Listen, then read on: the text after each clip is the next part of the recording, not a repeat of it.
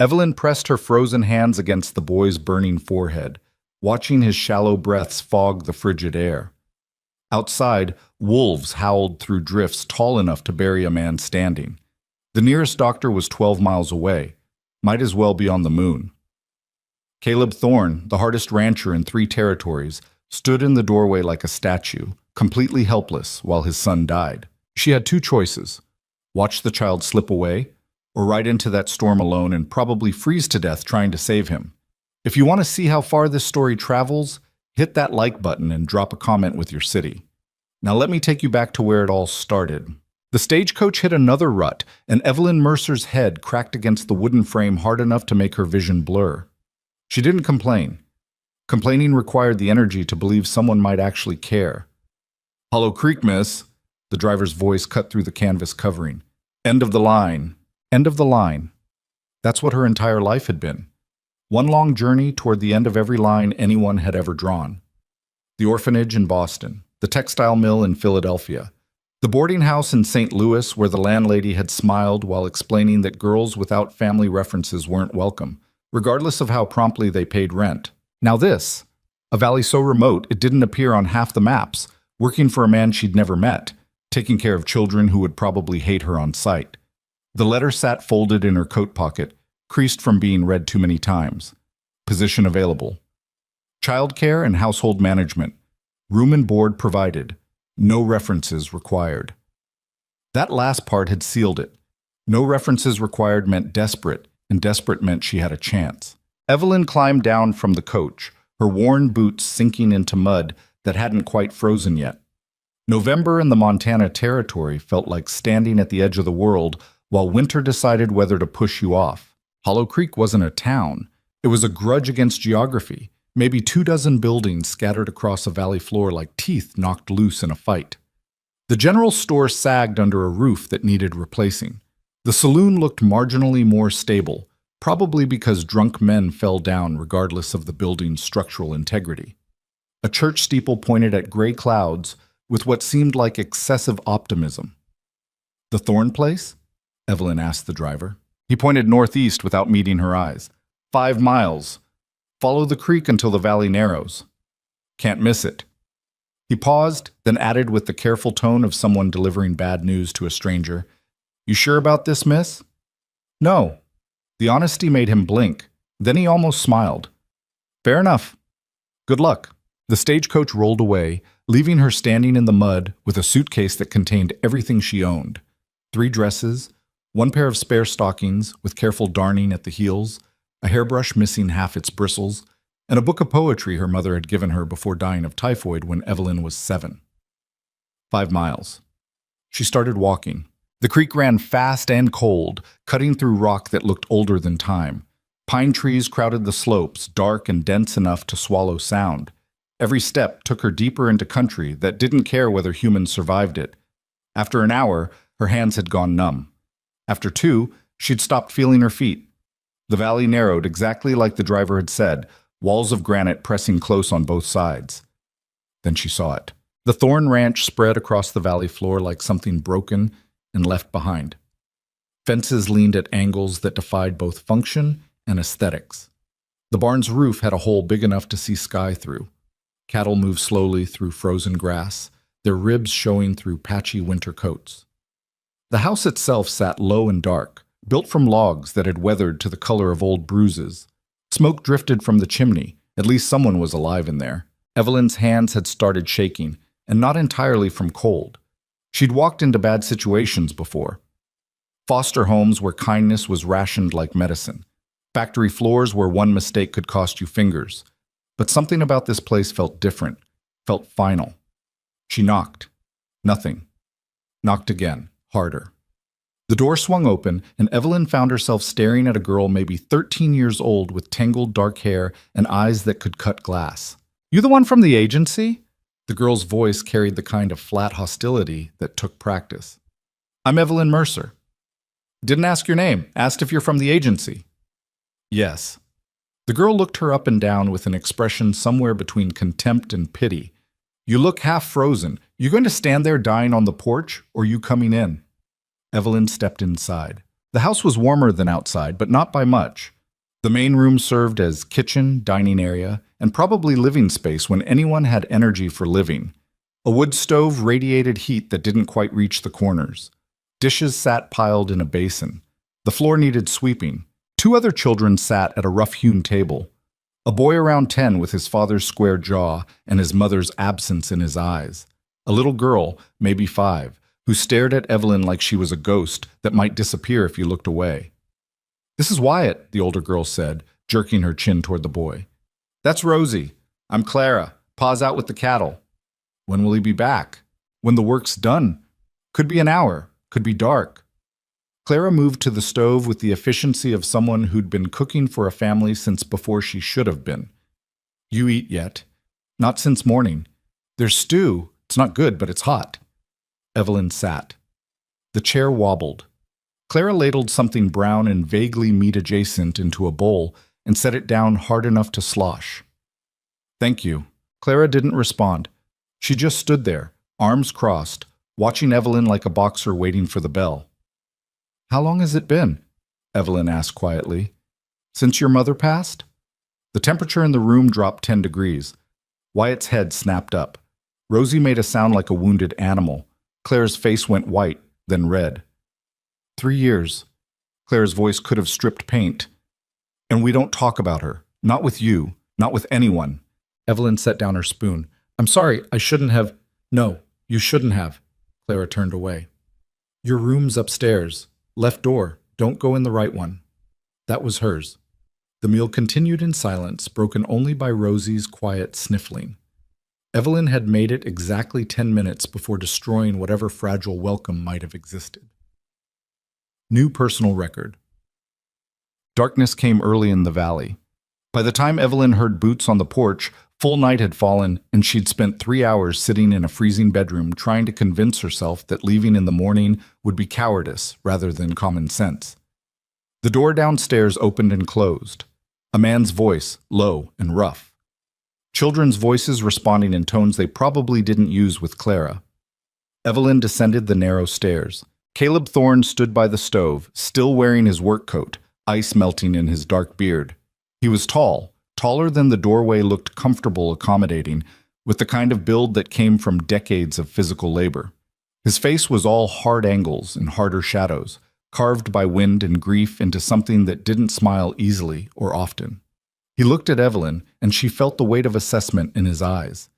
This was a man who measured worth by what you could survive. "You made it."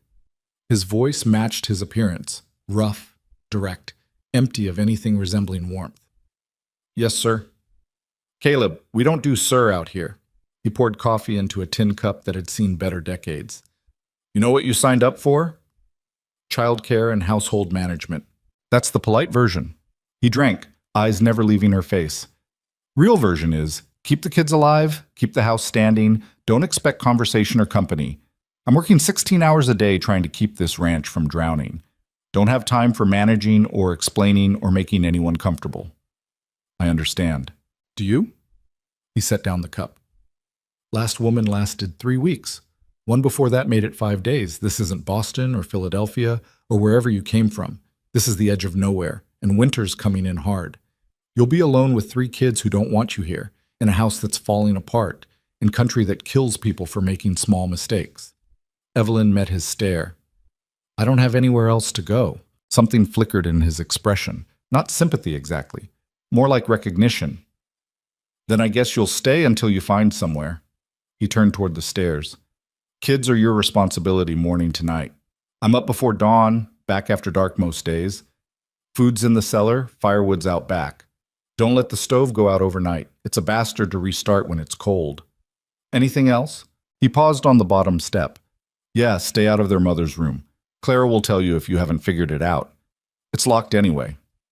Then he was gone, boots heavy on the stairs, leaving Evelyn alone in the kitchen with cold coffee and the distinct impression that she'd just accepted a position at the end of the world. Wag. The first week was war. Wyatt disappeared every morning before Evelyn woke up, vanishing into the frozen landscape like smoke. She'd find him at dusk, half frozen, covered in mud, smelling like he'd been wrestling livestock. "Where were you?" she asked on the third day. "Out." Out where? Just out. He pushed past her toward the stairs. Wyatt, you're not my mother. He said it without looking back. Stop pretending. Clara operated with maximum efficiency and minimum communication. She cooked, cleaned, and cared for Rosie with the mechanical precision of someone who'd armored themselves against feeling anything at all. When Evelyn tried to help, Clara moved away. When Evelyn tried to talk, Clara found urgent tasks in other rooms. On the fourth day, Evelyn attempted to brush Rosie's hair. The little girl had tangles that looked painful. I can do it myself, Rosie whispered. I know you can. I thought maybe... I want Clara. Clara appeared in the doorway within seconds, as if summoned by radar. She took the brush from Evelyn's hand without a word and led Rosie away, leaving Evelyn standing there feeling like she'd been caught committing a crime. Caleb remained a ghost. He left before dawn, returned after dark, ate whatever Clara had made in silence, and disappeared upstairs. On the rare occasions when their paths crossed, he nodded once and continued moving. Evelyn had survived Boston orphanages and Philadelphia factories, but this isolation was different. This was being surrounded by people and still completely alone. On the seventh night, she sat in her freezing bedroom listening to Rosie cry herself to sleep in the next room. The sound tore through the walls, raw, broken, the kind of grief that children shouldn't have to carry.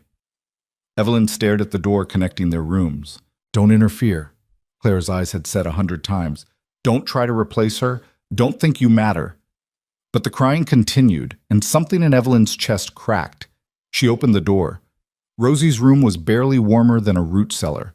The little girl lay curled under thin blankets, shoulders shaking, face buried in a pillow that muffled the sobs but didn't stop them.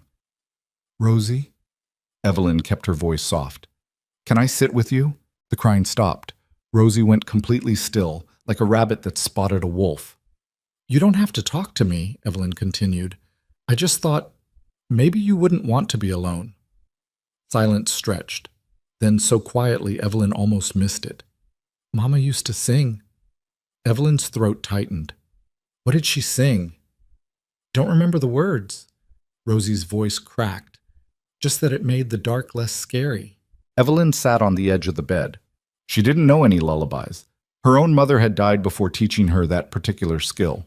But she knew poems, verses her mother had read from the one book Evelyn still carried.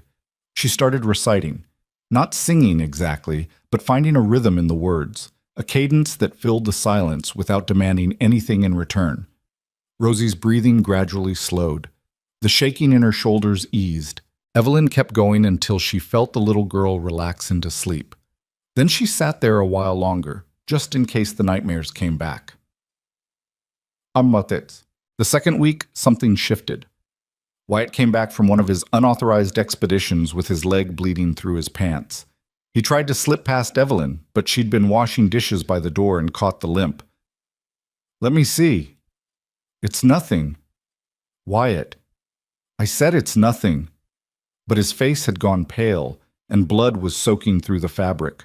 Evelyn didn't ask again. She just moved faster than he expected, caught his arm, and steered him into a chair with the kind of no-nonsense force that came from years of dealing with injured factory workers who thought bleeding was optional. The cut ran 4 inches along his calf, deep enough to need stitches. She cleaned it with water she'd boiled earlier, hands steady despite Wyatt's hissed curses. How'd this happen? Barbed wire, down by the eastern fence. You trying to fix it? Trying to check the trapline's paw set. He wouldn't meet her eyes. Thought I could help, thought maybe if I brought back some rabbits or a fox. Understanding hit her like cold water. He was trying to prove his worth, trying to be useful enough that his father would notice him again. Your pa knows you're going out there? No? Wyatt, he doesn't care what I do. The words came out hot and fast. He doesn't care about anything except the damn cattle and keeping this place alive. I could disappear for a week and he wouldn't notice until someone asked where I was. Evelyn wrapped the wound with clean cloth torn from an old sheet. That's not true. You've been here a week. What do you know about it? I know your father works himself half to death every day. I know he comes back looking like he's been fighting a war. And I know that when he looks at you three, something breaks in his eyes. Wyatt went quiet. He's drowning, Evelyn continued. That doesn't mean he doesn't love you. It means he doesn't know how to do both, keep you alive and let himself feel anything about it. You sound like you know something about drowning. She tied off the bandage. Everyone knows something about drowning. That night, Wyatt came to dinner without being called. He even nodded at Evelyn when she passed him bread. Small victories. Clara was harder. This girl had built walls that would make a fortress jealous, and she defended them with the instinct of someone who'd learned that letting people in meant losing them, eventually. But Evelyn had one advantage. She was stubborn in ways that didn't look like stubbornness. She started small, taking over the truly miserable tasks, scrubbing pots, hauling water from the creek, splitting kindling when the pile ran low. Not asking permission, not making announcements, just doing the work while Clara was elsewhere. The first time Clara noticed, she looked like she wanted to object. Then she looked at the clean pots and said nothing. The second time, she almost said thank you. Almost. The breakthrough came during a disaster. Evelyn was attempting to bake bread, attempting being the operative word. She'd watched Clara do it twice and figured it couldn't be that complicated. Flour, water, salt, yeast. Mix, knead, wait, bake. Simple. The results suggested otherwise. The dough refused to rise. When Evelyn tried to compensate by adding more yeast, it rose too much and spilled over the bowl onto the table. When she tried to knead it back into submission, it stuck to everything. Her hands, the counter, the front of her dress. She was standing there covered in flour and failure when Clara walked in. Evelyn waited for the look. The one that said, "I knew you couldn't handle this." Instead, Clara started laughing. Not a polite chuckle. A real laugh. The kind that bent her over and made her gasp for air. The kind that sounded like something locked away for years, finally breaking free. "You look like you fought the dough and lost," Clara managed between gasps. "The dough won," Evelyn agreed, decisively. Clara wiped her eyes, still grinning. "You added the yeast to water that was too hot. Killed it before it could work." "That explains so much. Come here, I'll show you." Clara pulled over the flour sack. "Ma taught me when I was 8. Said a woman who can make good bread can survive anywhere." They worked together in the warm kitchen, Claire's hands guiding Evelyn's through the process. And for the first time since Evelyn had arrived, Clara talked, really talked, about her mother's patience, about learning to cook because someone had to, about being 13 and suddenly responsible for keeping her younger siblings alive while her father slowly disappeared into grief and ranch work. "You're angry," Evelyn said quietly. "Wouldn't you be?" Clara's hands moved through the dough with practiced efficiency. "She left us. I know she didn't mean to. I know it was the sickness, but she still left. And Pa left too, just in a different way. So now it's me holding everything together while everyone else gets to fall apart. That's not fair. Nothing's fair." Clara shaped the dough into a loaf with more force than strictly necessary. Fair is for people who don't live on dying ranches in the middle of nowhere. Evelyn understood that particular brand of anger, the kind that came from being dealt a bad hand and still having to play the game like you had a chance of winning. "I'm not trying to replace her," Evelyn said. "Your mother." Clara's hand stilled. "I know." "Do you?" "Yeah." Clara met her eyes. "You're too sad to be pretending. Someone trying to replace Ma would smile more. You just look tired all the time." "I am tired." "Me too." They finished the bread in silence, but it was a different kind of silence. The kind that felt less like walls and more like understanding. When Caleb came in that night, there was fresh bread on the table. He paused, looked at it, then at Clara, then at Evelyn. "Smells good," he said. It was the first unnecessary thing Evelyn had heard him say. Ichank. By the third week, winter had stopped threatening and started delivering. Snow came in waves that buried the valley under white silence. The temperature dropped until breathing felt like inhaling knives. The wind screamed through the gaps in the house's walls, finding every weakness and exploiting it. Evelyn woke one morning to find frost on the inside of the windows. The cattle needed constant attention, breaking ice on water troughs, distributing hay, checking for frostbite and injury. Caleb was outside before dawn and didn't return until well after dark, coming back with ice in his beard and exhaustion carved into every line of his face. The children needed different kinds of maintenance. Keeping them fed, keeping them warm, keeping them from killing each other during the endless hours trapped inside while snow piled against the doors. Evelyn learned to split firewood with an axe that was too heavy and a technique that was probably dangerous. She learned to keep the stove fed all night, waking every few hours to add wood and stoke the fire.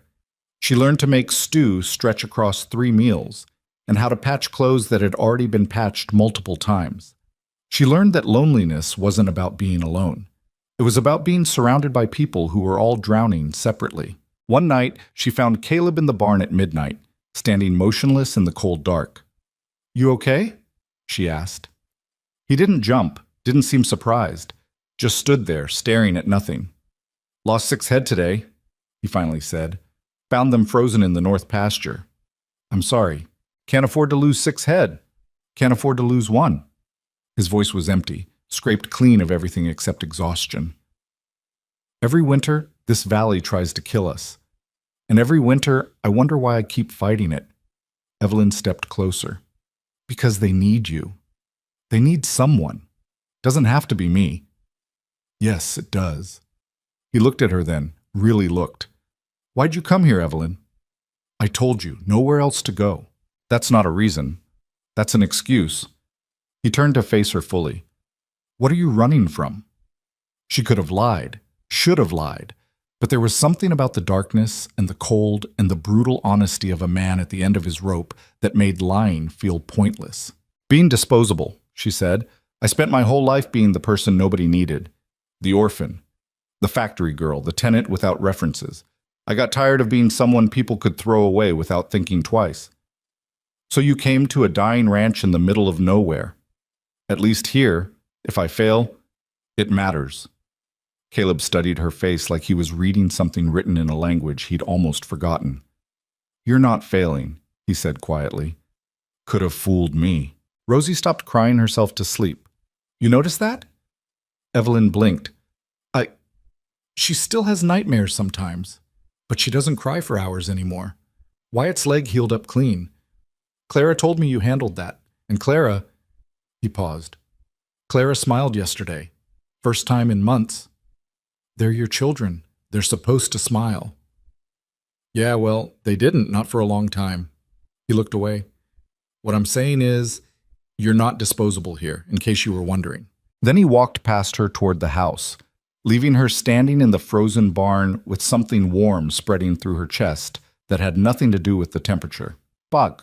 The crisis came during the 4th week, sudden and vicious as everything in Hollow Creek. Evelyn woke to the sound of screaming. She ran downstairs to find Wyatt convulsing on the floor, Clara crying, and Rosie frozen against the wall. The boy's skin was burning hot, his eyes rolled back, foam at the corners of his mouth.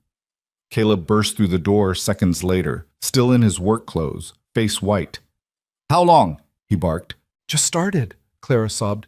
"He was fine at dinner, then he started shaking and—" Caleb was already moving, scooping Wyatt up and carrying him to the couch. The boy's body jerked and twisted like something was trying to tear him apart from the inside. "Get cold water," Caleb ordered. "Cloth. Anything." Evelyn's hands were shaking, but she moved, grabbed the basin, filled it from the pump outside, ran back with water so cold it hurt to touch. They worked together, Caleb holding Wyatt down while Evelyn pressed cold cloth to his forehead, his neck, his wrists. The fever burned through the fabric like touching a stove. The seizure lasted 90 seconds, felt like hours. When Wyatt finally went still, he was breathing in shallow gasps, his skin gray, his pulse racing like a spooked horse. "We need a doctor," Evelyn said. "Nearest doctor is in Crestfall, 12 miles. Caleb's voice was steady, but his hand shook as he checked Wyatt's breathing. "Can't get there and back before morning." "Then I'll go now." "You'll freeze to death before you make it halfway." "Then what do we do?" Evelyn heard her voice rising. "Just sit here and watch him die?" Caleb's face was carved from stone. "I don't know." For the first time since she'd met him, the hardest man in 3 territories looked completely, utterly lost. And Evelyn realized that she'd walked into something bigger than a job, bigger than survival. She'd walked into a family that was breaking apart, and somehow she'd become part of the only thing holding them together. Outside, the wind howled, the temperature dropped, and in the small house at the edge of nowhere, a boy's life hung in the balance while the adults who loved him tried desperately to figure out how to save him. Dawn was still hours away. Wyatt's breathing filled the room, rapid, shallow, wrong. Each inhale sounded like it hurt, like his body had forgotten how the whole process was supposed to work. Evelyn kept the cold cloths coming, wringing them out in the basin until her hands went numb. The water turned warm within seconds of touching Wyatt's skin. She'd seen fevers before, back in the orphanage, back in the boarding houses where disease spread through cramped rooms like wildfire. But nothing like this. Nothing that burned this hot. Caleb sat on the edge of the couch, one hand on his son's chest, feeling each breath. His face had gone blank. Not calm, but emptied out. Like he'd locked everything dangerous behind a door and thrown away the key. Pa? Clara stood in the doorway, Rosie clinging to her nightgown. Is he going to? No. Caleb's voice came out flat. He's not. But Evelyn heard what he didn't say. I don't know. I can't promise. I can't do anything except sit here and pretend I have control over something I absolutely don't. Clara, take Rosie back to bed, Evelyn said quietly. I want to stay. I know, but Rosie's scared and she needs you. Evelyn met the girl's eyes. We'll come get you if anything changes. I promise. Clara hesitated, then nodded. She gathered Rosie up and carried her toward the stairs, whispering something too soft to hear. The house settled into silence, broken only by Wyatt's labored breathing and the wind battering the walls. Evelyn changed the cloths. Caleb didn't move. The clock on the mantel ticked toward midnight with the enthusiasm of something that would rather be doing anything else. Tell me about her, Evelyn said. Caleb's head came up. What? Your wife. Tell me about her. Why? Because you're sitting here thinking about her anyway. And because talking is better than listening to that clock count down how long we've got until morning. Caleb's jaw tightened. For a moment, Evelyn thought he'd shut down completely. Then he surprised her. Margaret. He said the name like testing whether it still worked in his mouth. She didn't belong out here, not really. Came from a good family in Denver. Had education, manners, all that. How'd you meet? I was selling cattle. She was visiting relatives. A ghost of something that might have been a smile crossed his face. I asked her to dance at some social thing. She said yes because she was too polite to refuse. By the end of the night, I'd convinced her I wasn't completely hopeless. Evelyn wrung out another cloth. Sounds like she saw something worth keeping. She saw a project, but there was no bitterness in it. Thought she could civilize me, turn this ranch into something respectable. She tried for 8 years. Did it work? What do you think? He gestured at the room, the rough furniture, the patched walls, the complete absence of anything resembling civilization. I'm still me. Ranch is still half dead. Only difference is, she's not here to keep trying. Wyatt stirred, moaning. Evelyn placed a fresh cloth on his forehead. His skin was still burning. How'd it happen? She asked. The sickness. Caleb was quiet so long she thought he wouldn't answer. Then, winter. Like this one. Started with a cough. Nothing serious, then pneumonia set in fast and hard. His hand moved to Wyatt's shoulder, steadying. Took her in less than a week. She was fine on Monday, dead by Saturday. I'm sorry. Everyone's sorry. Doesn't change anything. He stood abruptly, paced to the window, stared out at darkness. You know what the worst part was? She kept apologizing. Right up until the end. Said she was sorry for leaving me with the kids, sorry for not being stronger, sorry for dying like it was something she chose. Caleb, I told her to shut up, told her to save her strength. His voice cracked just slightly. Last thing I ever said to my wife was, shut up. Been living with that for 3 years. Evelyn didn't know what to say to that. Didn't know if there was anything to say. So she just kept working, cold water, fresh claws, monitoring Wyatt's pulse, and breathing while the man who'd built walls to survive his grief stood at the window trying to hold himself together. Around 1 a.m, Wyatt started shaking again. Not a seizure this time. Chills. His whole body convulsed like he'd been dropped in ice water, teeth chattering so hard Evelyn worried he'd crack them. Get blankets, Caleb ordered. They piled every blanket in the house on top of the boy. Didn't help. The shaking got worse. Wyatt's lips turned blue. His breathing grew more ragged. "This isn't working," Evelyn said. "I can see that. We need medicine, herbs, something. We don't have anything. Used the last of Margaret's medical supplies 2 winters ago." Evelyn's mind raced. There had to be something, had to be someone. What about the town, the general store? 12 miles. Already told you, not Crestfall. Here, Hollow Creek. She grabbed his arm. Someone in this valley has to know something about medicine. Someone who's survived out here without doctors. Caleb shook his head. There's no one. There's always someone. Evelyn was pulling on her coat now, not asking permission. The old-timers, the trappers, someone who was here before the town existed. Think! Caleb stared at her like she'd lost her mind. Then something shifted in his expression. Jacob Finch. Who? Trapper. Lives about 2 miles north in a cabin that's probably older than both of us combined. Used to supply medicine to settlers before any stores existed. Caleb grabbed her shoulders. But Evelyn, you can't go out there. It's the middle of the night. Temperature's dropping below 0, and that trail is dangerous in daylight. You have a better idea? I'll go. You can't leave Wyatt. If something happens, if he gets worse, Clara will panic. Evelyn was already moving toward the door. I can do this. You don't even know the way. Then tell me. This is insane. Yes. She met his eyes. But your son is dying, and insane is all we've got left. For a moment, Caleb looked like he wanted to argue, to put his foot down and forbid her from walking into the frozen night on a mission that would probably kill her. Instead, he grabbed a lantern from the shelf and thrust it into her hands. Follow the creek north. When you hit the split where the water forks, take the eastern branch. Finch's cabin is maybe half a mile up from there. Small, dark wood, fox pelts nailed to the door. Fox pelts, got it. Evelyn, his hand caught her wrist. If you get lost, if the cold gets too bad, turn back. Don't be a hero. I can't. He stopped, started again. Just come back.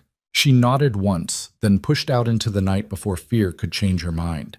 The cold hit like a physical blow, the kind of cold that stopped being about temperature and became about survival. Each breath felt like swallowing glass.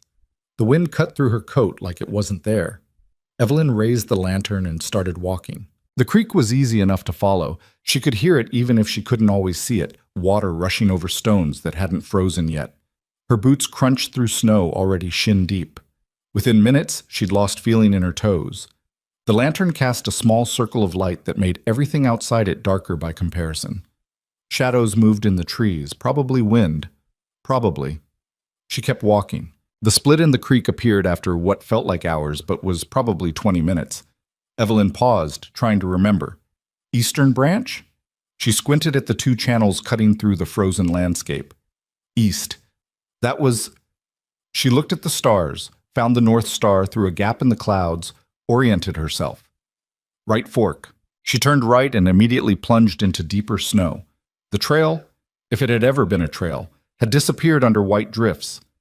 She pushed forward, lifting her legs high with each step, thighs burning from the effort. Something howled in the distance. Evelyn froze. The sound came again, long, rising, not quite like any dog she'd ever heard. Wolves. Caleb had mentioned them. Said they came down from the high country when winter got bad, looking for easy meals. Said to avoid them, like that was helpful advice. She forced herself to keep moving. Standing still meant freezing. Freezing meant dying. Dying meant Wyatt would die too, because no one else was coming. The wind picked up, driving snow into her face hard enough to sting. The lantern flickered. Evelyn cupped her hand around it, trying to shield the flame. If that light went out, she was done. No way to find the cabin. No way to find her way back. Minutes bled together. Everything became the same. White snow, dark trees, cold so intense it stopped feeling like anything at all. Then she saw it. A structure. Small, dark, barely visible against the tree line. Evelyn stumbled forward, legs shaking from exhaustion and cold. As she got closer, she could make out details. Dark wood, like Caleb said. And there, nailed to the door, fox pelts, their tails hanging down like markers. She'd made it. Evelyn pounded on the door with numb fists. Nothing. Pounded again, harder. "Hello? Mr. Finch? I need help." Still nothing. Panic started creeping in. What if he wasn't home? What if he died and no one knew? What if she'd just walked 2 miles through hell for nothing? She tried the handle. Locked. "Please!" She was screaming now, voice raw. "There's a boy dying! I need medicine, please!" The door opened so suddenly she almost fell through it. A man stood in the doorway, backlit by firelight. Ancient face, wild beard, eyes that looked like they'd seen every possible way the world could kill you. "You got some nerve," he growled, "waking a man at this hour." "I'm sorry, there's a sick boy, fever and seizures, and we don't have—" "Thorne's place?" "Yes. How did you—" Only Fool Ranch stupid enough to stay out this far. But he was already moving, grabbing things from shelves that lined his cabin walls. Dried plants, bottles, pouches. "Fever and seizures, you said?" "Yes. Started a few hours ago. He's burning up, and the cold cloths aren't helping, and—" "How old?" 10. Finch grunted, selected a few more items, stuffed them in a leather satchel. "Give him this." He thrust a small bottle at her. 3 drops in water every 4 hours. No more. Too much, and it'll stop his heart. Evelyn's hand shook as she took the bottle. "What is it? You really want the list of ingredients, or you want to get back before that boy dies?" "Right, okay. Is there anything else?" "This too." He handed her a pouch of dried leaves. "Boil it into tea, strong. Make him drink at least a cup. It'll taste like hell and he'll fight you, but get it down him." Thank you so much. How much do I—" "You walked 2 miles in this weather to save Caleb Thorne's son?" Finch looked at her like she was a particularly interesting specimen. "Girl, you're either brave or stupid, and either way you don't owe me money. Just make sure the boy lives. Can't afford to lose any more kids in this valley." Evelyn wanted to say something else, but Finch was already closing the door. "Trail's worse on the way back," he called through the wood. "Wind's picking up. Stay close to the creek. Don't stop moving." Then she was alone again, standing in the snow with a leather satchel and the long walk back. The return trip was worse. Much worse. The wind had indeed picked up, driving snow horizontal across the valley. Evelyn's lantern guttered and died within 10 minutes, leaving her in darkness broken only by occasional glimpses of stars. She followed the creek by sound, stumbling over rocks she couldn't see, falling twice into snow deep enough to swallow her to the waist. Each time she had to claw her way back out, fingers so numb she couldn't feel whether they were still attached to her hands. The howling came closer. Definitely wolves. Definitely multiple. Evelyn couldn't see them, but she could hear them moving parallel to her path, pacing her through the trees. She thought about running, decided against it. Running meant falling, and falling meant the wolves would have her before she could get back up. So she kept walking, 1 foot in front of the other, clutching the satchel against her chest, thinking about Wyatt's gray face and Caleb's desperate eyes, and Clara trying to hold everything together while the world collapsed around her, thinking about anything except how badly she wanted to stop, to sit down in the snow, to rest for just a minute. The lights of the Thorne Ranch appeared through the trees like a miracle she'd stopped believing in. Evelyn forced her frozen legs into something resembling a run. The wolves fell back, probably thought she wasn't worth the effort now that she was close to human territory. She hit the porch stairs, nearly fell up them, crashed through the door. Caleb was on his feet instantly. "You made it." "Got the medicine." Her voice didn't sound like her own. Words slurred together. 3 drops, water, 4 hours. He took the satchel, but his eyes stayed on her face. "You're frozen." "I'm fine." "You're gray." He steered her toward the stove. "Clara, get hot water and blankets." "Wyatt first." Evelyn tried to push toward the couch, but her legs gave out. Caleb caught her before she hit the floor.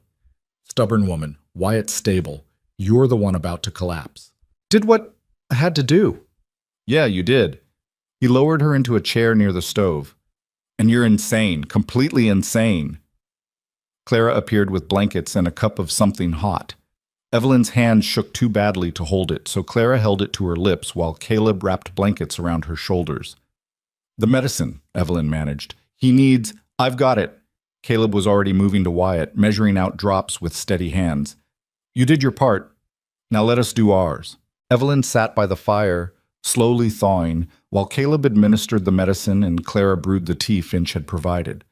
The smell was awful, something like rotted grass mixed with old leather. "He's not going to drink this," Clara said. "He will if we make him," Caleb replied. They did. It took both of them holding Wyatt down while he thrashed and gagged, but they got half a cup into him before he passed out from exhaustion. Then they waited. The hours between 3 and dawn were the longest Evelyn had ever lived through. She dozed in the chair, waking periodically when someone moved or Wyatt made a sound. Each time her heart jumped, expecting the worst. But slowly, so slowly she almost missed it, Wyatt's breathing changed. The rapid, shallow gasps smoothed into something deeper, more regular. The gray pallor started fading from his skin. By the time weak sunlight filtered through the windows, the fever had broken. Wyatt opened his eyes around 7, confused and weak but alive. Clara burst into tears. Rosie, who'd crept downstairs at some point, climbed onto the couch and wrapped herself around her brother like she could keep death away through sheer determination. Caleb stood frozen for a long moment. Then he reached out and touched Wyatt's forehead as if confirming what his eyes were telling him. "You're okay," he said quietly. "You're okay." "Pa?" Wyatt's voice came out scratchy. "What happened?" "You got sick, real sick." Caleb's hand moved to his son's shoulder, gripping tight. "But you're going to be fine now." Evelyn watched from her chair, still wrapped in blankets, feeling the exhaustion settle into her bones. They'd done it. Somehow, they'd actually done it. "Miss Evelyn went to get medicine," Clara said. "Walked through the storm to old Finch's place." Wyatt turned his head to look at her. "You did?" "Wasn't that far," Evelyn lied. "It's 2 miles, Clara said flatly. "In the middle of the night, during a blizzard." "Could have been worse." Caleb made a sound that might have been a laugh or might have been something else entirely. "Could have been worse. She walks into country that kills grown men and comes back with medicine that saves my son's life. And she says it could have been worse." "Well, could have," Evelyn insisted. But she was smiling, couldn't help it. The relief in the room was so thick you could touch it. For the first time since Evelyn had arrived, the Thorne house didn't feel like a tomb. It felt like a home where people were actually living instead of just surviving. Over the next few days, Wyatt recovered steadily. His appetite returned with a vengeance. The boy ate like he was making up for lost time. His color came back, his strength rebuilt slowly but surely. And something else changed too. The walls came down, not all at once, not dramatically, but in small ways that added up to everything. Clara started talking to Evelyn without prompting, showed her how to make the bread properly, how to season the stew, how to judge when the fire needed more wood. They worked together in the kitchen like partners instead of strangers. Wyatt stopped disappearing, started helping with chores around the house, asked Evelyn questions about where she came from, what Boston was like, whether she'd ever seen the ocean. Rosie stopped flinching when Evelyn came near, started sitting next to her during meals, started asking for help with her hair instead of only accepting Clara's hands.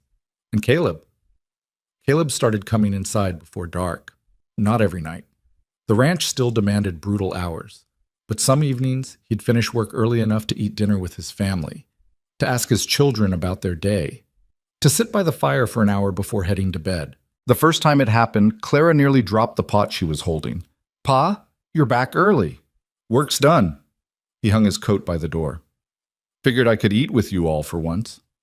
They sat around the table, all 5 of them, eating Clara's stew and Evelyn's bread. Conversation was stilted at first, like they'd forgotten how families talk to each other. But gradually, it smoothed out. Wyatt told a story about the calf he'd been watching, how it had gotten its head stuck in the fence and he'd had to butter its ears to slip it back through. Rosie giggled, at the mental image.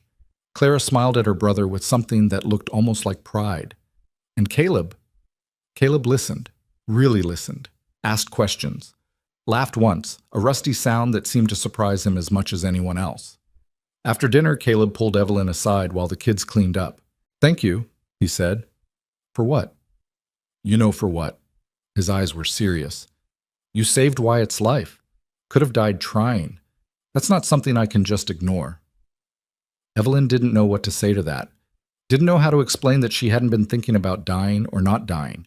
She'd just been thinking about a boy who needed help and a family that had already lost too much. "He's a good kid," she finally managed. "They all are." "Yeah, they are." Caleb looked toward the kitchen, where his children were arguing about whose turn it was to dry dishes. "I forgot that for a while. Forgot they were still kids who needed more than just food and shelter. You were doing your best."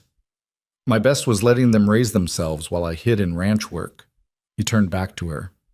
"But you came in here and made them remember how to be a family again, how to laugh, how to hope for something better than just surviving winter." "I didn't do anything special." "That's where you're wrong." His voice dropped lower.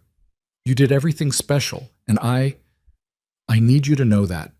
Need you to know you're not disposable, not here, not to us." The words hit harder than they should have. Evelyn felt something crack open in her chest, something she'd kept locked down for years.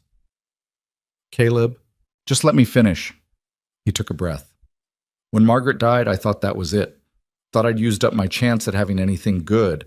Thought the rest of my life would be work and grief, and trying not to think too hard about either one. You don't have to eat, but then you showed up." He wasn't looking at her now, looking past her, at something only he could see. "And you were stubborn and determined, and you wouldn't quit even when everything was awful. And you made my kids smile again, made this house feel warm, made me remember there's more to life than just not dying." Evelyn's throat tightened. "I don't know what you want me to say." "Don't say anything. Just stay. Keep being exactly who you are. Keep making bread that's better than Clara's. Don't tell her I said that. And keep looking at me like you expect me to be better than I've been." "I don't expect—" "Yes, you do. I can see it." He finally met her eyes. "And that's okay. It's good. Gives me something to aim for besides just making it through another season." From the kitchen, Clara called, "Pa, Wyatt's trying to skip his turn again." Caleb sighed, but he was almost smiling. "Duty calls." He headed toward the kitchen, leaving Evelyn standing there with her heart doing complicated things she didn't want to examine too closely. December arrived with more snow and temperatures that made November look gentle by comparison. The valley became a frozen landscape where stepping outside felt like challenging nature to a fight you'd definitely lose. But inside the Thorn house, something had shifted. They'd found a rhythm, not perfect but functional. Evelyn and Clara managed the household. Wyatt helped his father with the cattle when weather permitted. Rosie stayed warm and fed and safe. They were surviving, more than surviving. They were becoming something that looked almost like a real family. Then Evelyn made the mistake of going into town. Hollow Creek on a frozen December morning was exactly as depressing as she'd imagined. The few people on the streets moved quickly, heads down, looking like they'd rather be anywhere else. Evelyn needed supplies, flour, salt, a few other basics they couldn't make or grow themselves. Clara had offered to go, but Evelyn wanted the walk. Wanted some time alone to think about everything that had happened over the past month. She pushed into the general store, grateful for the warmth from the stove in the corner. The conversation stopped. 3 women stood near the counter, clearly in the middle of discussing something. They turned as one when Evelyn entered, their faces shifting through surprise into something harder. "Can I help you?" The store owner, a thin man named Patterson, barely looked up from his ledger. "Just need some supplies." Evelyn handed over the list Clara had written. Patterson took it without comment, started gathering items while Evelyn wandered the narrow aisles, trying to ignore the weight of the stairs on her back. "That's her," one of the women whispered, not quietly enough. "Living out at the Thorn place," another added. "Heard she's been there over a month now." Alone with him, those poor children. Evelyn's hands clenched. She kept her eyes on the shelf in front of her. Canned goods, lamp oil, nothing interesting enough to justify how intensely she was staring. "My Robert says Caleb barely leaves the house anymore." The first woman again. "Says he's inside every night now, instead of working late like he used to. Shameful. And Margaret barely 3 years gone.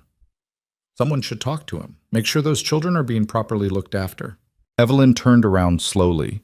The 3 women were watching her now, not bothering to pretend otherwise. "Is there something you'd like to say to me?" Evelyn kept her voice level. The oldest of the 3, a woman with gray hair pulled back so tight it looked painful, smiled without warmth. "Just concerned about the Thorn children, dear. We all knew their mother. Fine woman, refined, not the sort who'd want just anyone raising her babies. I'm not raising them, I'm helping. Oh, we're sure that's how it started. Another smile, sharper this time. But these arrangements have a way of becoming complicated, especially when there's a lonely man involved. Evelyn felt heat rising in her face. You don't know anything about what's happening at that ranch. We know plenty. The woman stepped closer. We know you came from nowhere with no references. We know you're young and unmarried, living under the same roof as a widower. We know how these situations end. Mrs. Winters? Patterson's voice cut through the tension. Your supplies are ready. The woman, Mrs. Winters apparently, held Evelyn's stare for another moment. Then she smiled that awful smile again and turned away. Give our regards to Caleb, she called over her shoulder. Tell him the Ladies' Society would be happy to discuss proper arrangements for his children, arrangements that wouldn't cause such talk. The three women left, bell jingling cheerfully as the door closed behind them. Evelyn stood frozen, hands shaking with anger she couldn't quite process. Patterson cleared his throat. Your supplies, miss. She paid, gathered the packages, and walked out into the cold feeling like she'd been scraped raw. The walk back took twice as long as it should have. Evelyn kept replaying the conversation, each word cutting deeper the more she thought about it. Young and unmarried, lonely man. These situations. Like she was some kind of predator. Like Caleb was weak enough to be trapped. Like the children were just props in whatever sordid story those women had invented. She was still angry when she reached the ranch, stomping snow off her boots with more force than necessary. Clara took one look at her face and said, What happened? Nothing. That's not a nothing face. That's a someone made you angry face. Clara set down the potato she'd been peeling. Who was it? Some women in town. Doesn't matter. What did they say? Evelyn started unpacking supplies, not meeting Clara's eyes. The usual gossip, nothing worth repeating. They talked about you and Pa, didn't they? That made Evelyn pause. How did you? Because I'm 13, not stupid, and because people in this valley love talking about other people's business. Clara's voice had gone hard. What did they say? Clara! What did they say? Evelyn sighed, set down the flour sack. They think it's inappropriate, me being here, living under the same roof as your father. That's the stupidest thing I've ever heard. Is it? The question came out sharper than intended. I am young, I am unmarried, and I am living here, Clara, in a situation that looks exactly like what they're suggesting. So what? Clara crossed her arms. You gonna leave because some old biddies can't mind their own business? I don't want to cause problems for your family. You're not the problem, they are. Clara's eyes flashed. You know what this place was like before you came? Miserable. We were all miserable. Pa worked himself half to death avoiding us. Wyatt was basically feral. Rosie cried every single night, and I had to hold everything together while pretending I wasn't drowning. Clara, No, you need to hear this, so. The girl stepped closer. You came here and everything got better. The house is warm. We eat real meals together. Pa actually talks to us. Wyatt stopped trying to kill himself doing stupid stuff. Rosie sleeps through the night. We're actually a family again instead of 4 people waiting to die separately. Evelyn felt tears prickling behind her eyes. That doesn't change what people think. Since when do we care what people think? Clara's voice cracked slightly. Since when does their opinion matter more than us actually being okay? Before Evelyn could answer, the door opened and Caleb walked in, stomping snow off his boots. He took one look at both their faces and stopped. What's wrong? Nothing, Evelyn said automatically. She went to town, Clara supplied. The church ladies said things. Caleb's expression went dark. What kind of things? Doesn't matter. What? Things. Evelyn gave up. They think it's inappropriate, me living here. They offered to help find proper arrangements for the children. The silence that followed was dangerous. I see. Caleb's voice had gone very quiet. And what did you tell them? I didn't tell them anything, just left. Good. He started unbuttoning his coat. Because what happens in this house is none of their damn business. Caleb, they have a point. No, they don't. He hung the coat with deliberate care. They have gossip and judgment and too much time on their hands. What they don't have is any idea what it's been like here, what you've done for us. That doesn't change how it looks. I don't care how it looks. He turned to face her fully. You saved my son's life. You brought my family back from the edge. You made this house feel like a home again. Some church ladies want to talk? Let them talk. Won't change a damn thing. Evelyn wanted to believe that. Wanted to believe that gossip couldn't touch what they'd built here. But she'd seen how stories spread, how whispers became rumors, became accepted truth, how people decided who you were based on what they wanted to believe rather than who you actually were. Just think about it, she said quietly. Think about what this could mean for Clara, for all of them. Growing up with everyone believing their father. Stop. Caleb's voice was firm. You're not leaving because some people can't mind their own business. I won't let you. You won't let me? Poor choice of words.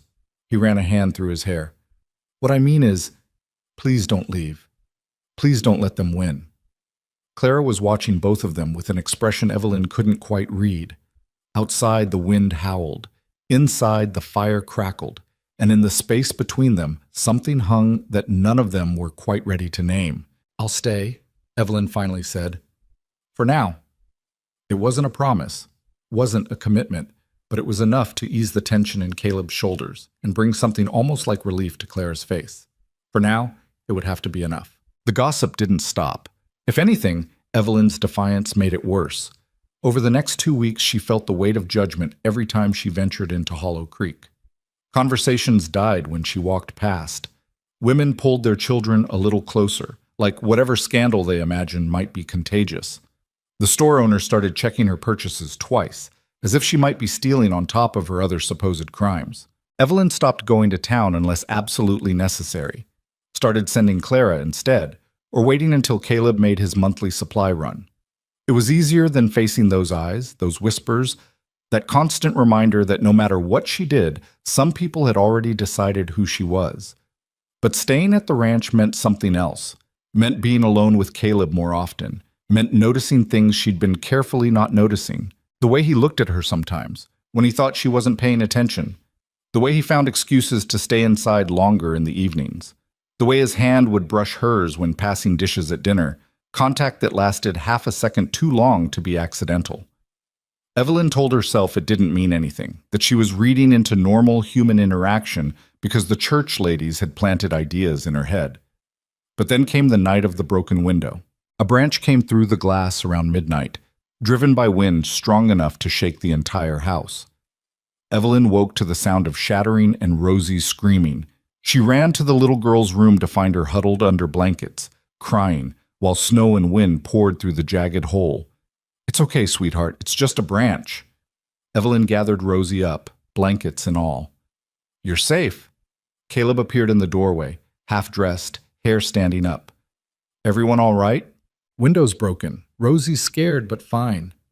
He assessed the damage with the quick efficiency of someone used to crisis. Can't fix it tonight. Too dark. Too cold. We'll board it up. Deal with the glass in the morning. They worked together in the freezing room, Caleb holding boards while Evelyn hammered nails by lamplight. Their breath fogged the air. Snow accumulated on the floor faster than they could work. Hold that steady, Evelyn muttered, lining up another nail. I'm holding it steady. Well, hold it steadier. I don't want to hammer your fingers. Appreciate the concern. She hit the nail crooked, had to pull it out and start over. Her hands were shaking from cold. Here. Caleb shifted position, wrapped one arm around the board and reached over with his other hand to steady hers. Like this. He was close enough that she could feel heat radiating from him. Close enough to smell wood smoke and soap and something else that was just him. Evelyn's heart did something complicated. I've got it. You're shaking. I'm cold. So am I, but I'm still steadier than you right now. His hand covered hers, guiding the hammer. There, see? The nail went in clean, then another, then a third. They finished boarding up the window without speaking, but the silence felt different now, charged with something neither of them wanted to acknowledge.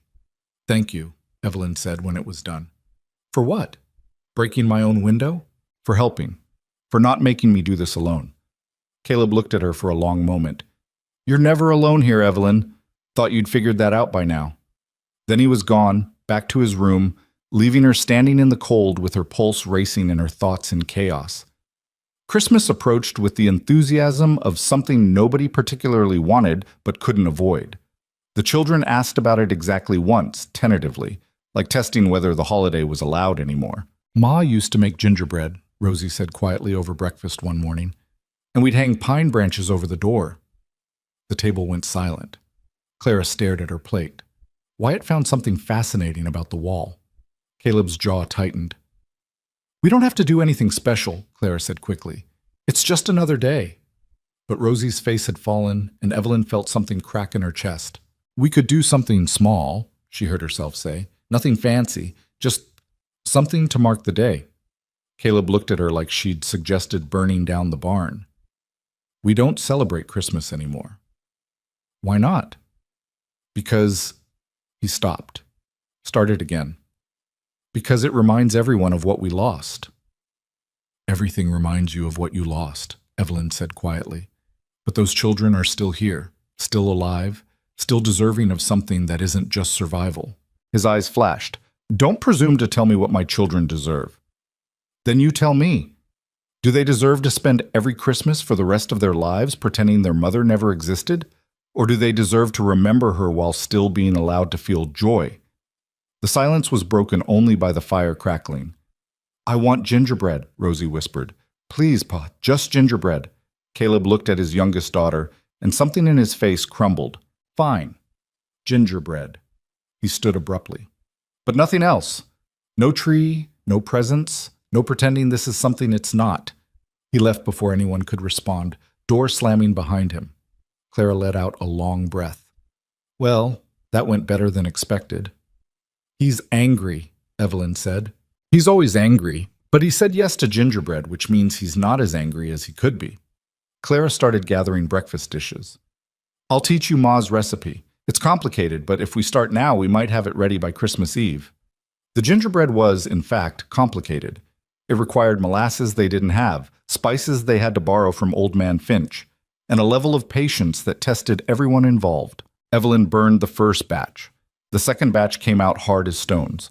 The third batch looked promising until Wyatt accidentally knocked the pan and sent cookies sliding across the floor. This is cursed, Clara declared, staring at the mess. We're cursed. We're not cursed. We're just bad at this. Same thing. But they tried again, and finally, on the fourth attempt, produced gingerbread that actually resembled food.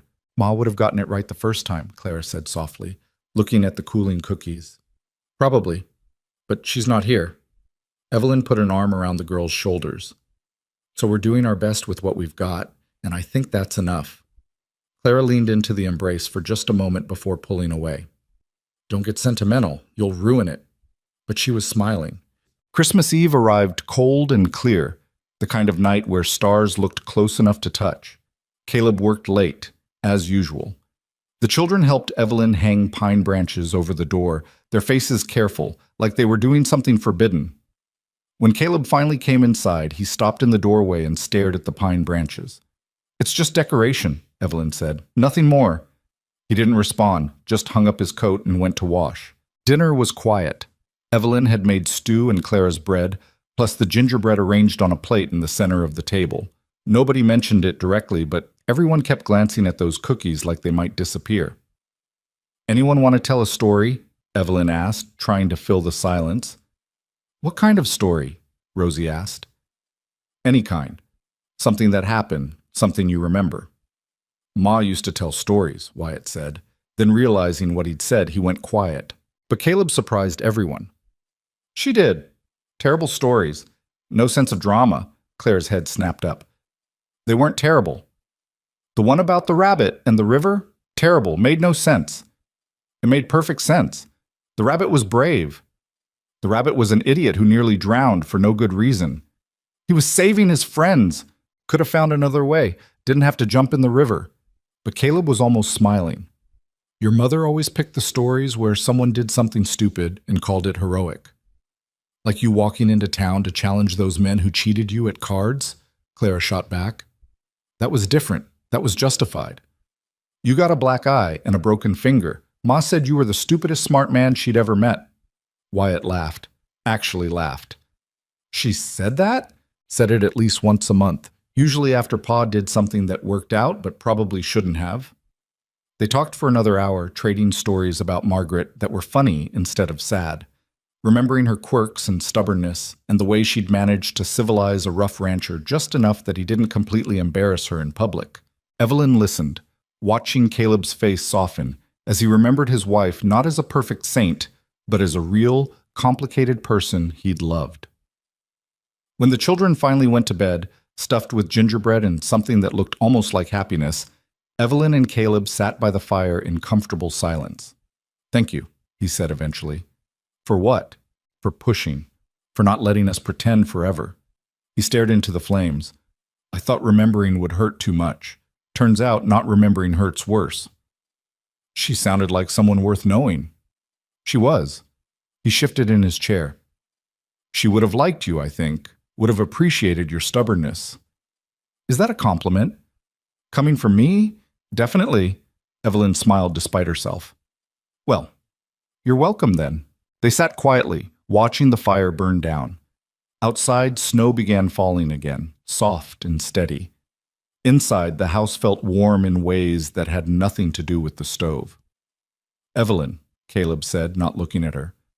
"Those women in town, what they said about us, about this situation." Her stomach tightened. "We don't have to talk about it." "Yeah, we do." He finally turned to face her. "Because they're not entirely wrong." "Caleb, let me finish." He took a breath. "They're not wrong that you're young and unmarried and living here. They're not wrong that it looks complicated. But they are wrong about what's happening, about why you're here." "I know that." "Do you?" His eyes searched her face. "Because I need you to understand something. You're here because my children need you, because this family would have fallen apart without you, not because I'm some lonely widower looking for—" He stopped, struggling with words. "I'm not trying to trap you into something, or take advantage, or any of the things they're suggesting. I never thought you were." "Good. Because the last thing I want is for you to feel like you can't stay, like you have to leave because of gossip, or assumptions, or anything else." He paused.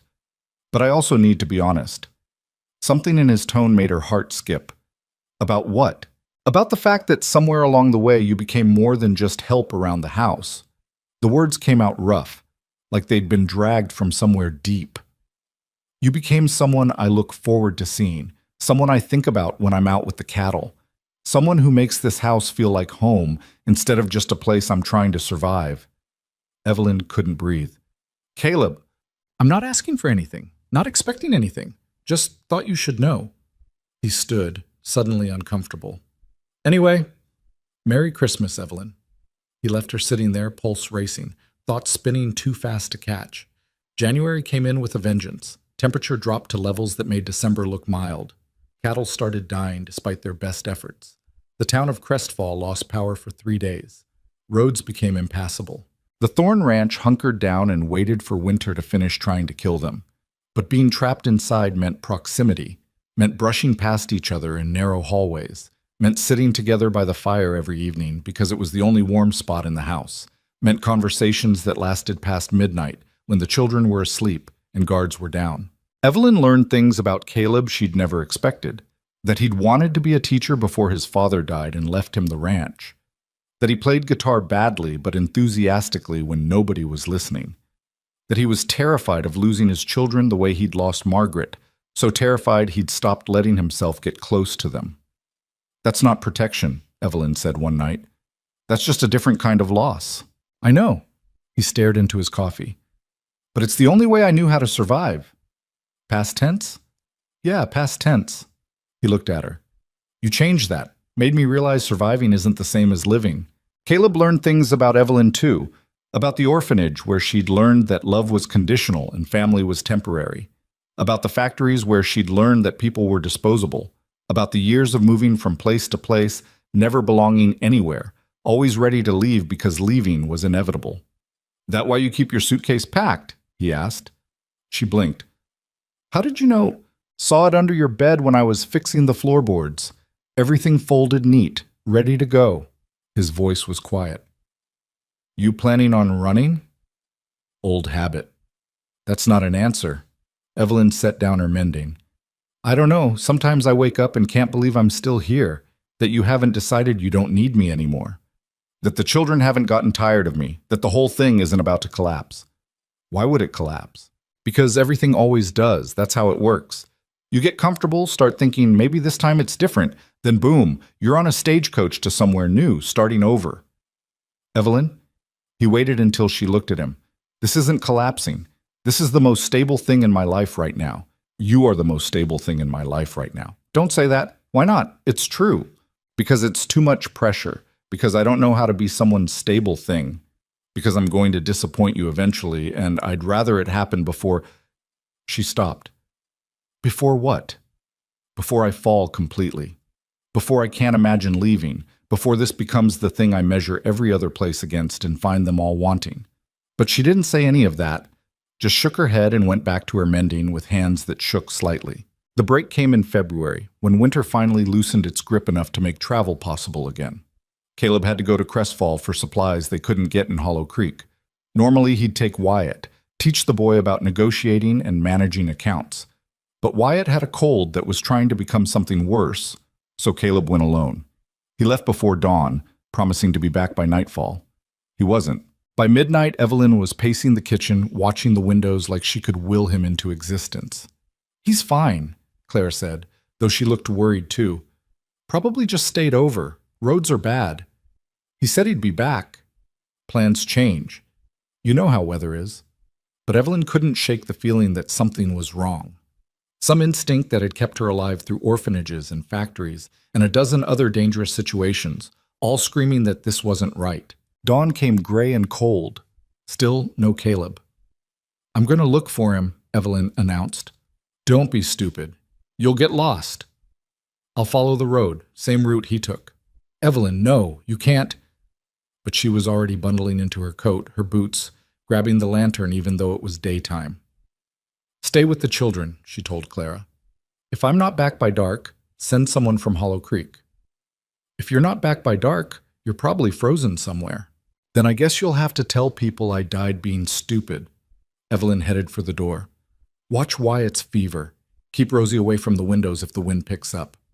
Evelyn! But she was already outside, already moving down the trail toward town, heart pounding with fear she wouldn't let herself examine too closely. The road to Crestfall was worse than she'd imagined. Snow had drifted across whole sections, making it hard to tell where the path ended and the wilderness began. Trees had fallen in places, blocking the way. Ice made every step treacherous. Evelyn kept going. 1 mile, 2, 3. Around the 4th mile, she found the wagon. It was on its side in a ditch, one wheel completely shattered, supplies scattered across the snow, but no Caleb, no horse, no body. Panic hit like cold water. She searched the area, calling his name, looking for blood or tracks or anything that would tell her what happened. Then she saw them, boot prints leading away from the wreck, heading east into the trees. Stumbling prints, like someone injured. She followed. The trail led maybe half a mile into forest that got thicker and darker with every step. Just when Evelyn was starting to think she'd lost it, she heard something. A voice, weak, cursing. Caleb! She found him propped against a tree, his left leg bent at an angle that made her stomach turn. His face was gray, lips blue, but his eyes focused when he saw her. Evelyn? He sounded confused. What are you doing here? Coming to save your stubborn ass. She dropped to her knees beside him, assessing the damage. What happened? Wheel hit ice, wagon flipped, horse bolted. He winced as she touched his leg. Tried to walk back, made it this far before the leg gave out completely.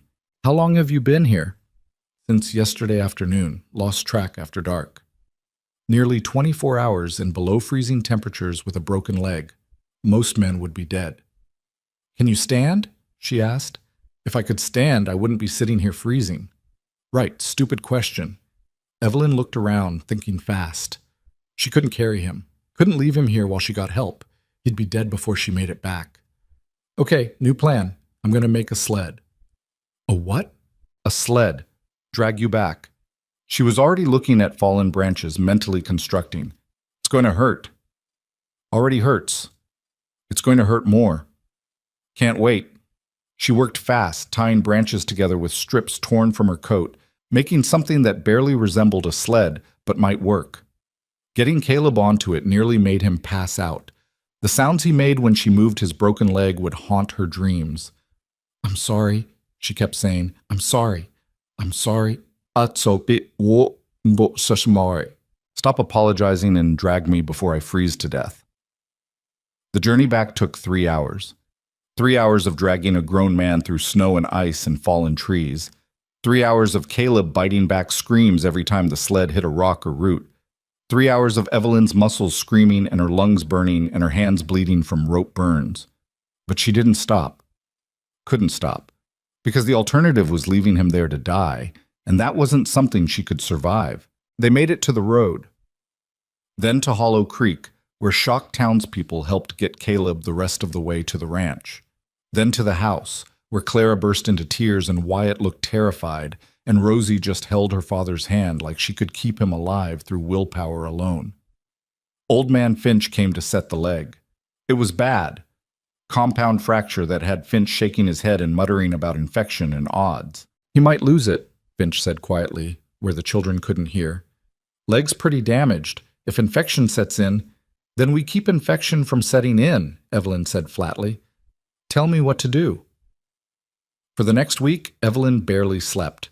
She cleaned the wound 3 times a day, changed bandages, monitored for fever, forced Caleb to drink water and eat broth even when he insisted he wasn't hungry. The children helped when they could, but mostly they just watched their father with terrified eyes, clearly thinking about the last time someone they loved got seriously sick.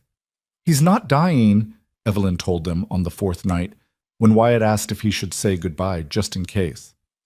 "I won't let him." "You can't control death," Wyatt said. "Watch me." On the 8th day, the fever broke. On the 10th, Caleb woke up actually lucid instead of delirious. "You're still here," he said when he saw Evelyn sitting beside his bed. "Where else would I be?" "Thought I dreamed you, pulling me through the snow." His hand found hers. "Thought I dreamed you saving my life." "Wasn't a dream." "Then I owe you. Again. Stop keeping score." "Can't help it." His grip tightened slightly. "You keep saving us, Evelyn, all of us. At some point you're going to have to accept that you're part of this family." Caleb, not asking for anything, just stating facts. He closed his eyes, exhausted from even that brief conversation. "But I'm glad you're here, in case that needed saying." Evelyn sat there holding his hand long after he fell asleep, feeling something shift inside her chest. Something that felt dangerously close to belonging. By March, Caleb was walking again. Limping badly, needing a cane, but moving under his own power. The children celebrated like he'd come back from the dead, which maybe he had. And something had changed. Everyone could feel it. The ranch that had been full of grief and survival had become something else. Something that felt almost like hope. Spring didn't arrive so much as fight its way into the valley, clawing past winter's resistance inch by frozen inch. The snow retreated reluctantly, leaving behind mud that tried to swallow everything. Ice broke on the creek with sounds like gunshots. And slowly, impossibly, green things started pushing through dead ground. Caleb's leg healed crooked. Finch had warned them it would, said the bone had been too damaged to set perfectly, said Caleb would walk with a limp for the rest of his life. But he was walking, and that was more than anyone had expected after seeing that break.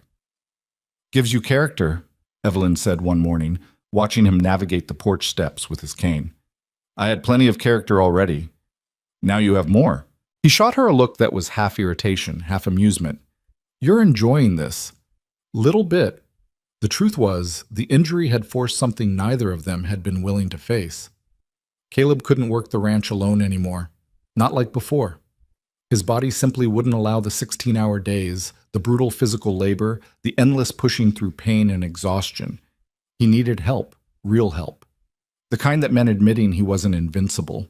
"I'm hiring ranch hands," he announced at breakfast one morning. Claire's fork stopped halfway to her mouth. "What?" "You heard me. 2 men, maybe 3. People who know cattle and can handle the work." "We can't afford that," Wyatt said. "We can't afford not to." Caleb's voice was firm. "I can't run this place alone anymore, and I'm done pretending otherwise." It was the first time Evelyn had heard him admit weakness out loud. The first time he'd acknowledged that the way they'd been living, him working himself to death while everyone else held their breath waiting for disaster, wasn't sustainable. "That's smart," Evelyn said quietly. Caleb met her eyes across the table. "Yeah, well, took me almost dying to figure it out. Not exactly brilliant. Better late than never." He hired 3 men by the end of April, 2 brothers from Wyoming who knew their way around cattle, and an older man named Sam who'd worked ranches across 3 territories. They moved into the bunkhouse Caleb had let fall into disrepair, and suddenly the ranch had a crew again. The difference was immediate. Fences that had been broken for months got repaired. Cattle that had been neglected got proper attention. Work that used to take Caleb 16 hours took 6 with help. For the first time since Margaret died, the Thorn Ranch looked like it might actually survive. But hiring help meant money going out instead of coming in. Meant Caleb spending long nights going over accounts, trying to make numbers add up to something other than slow bankruptcy. Evelyn found him one night in late April, surrounded by ledgers, head in his hands.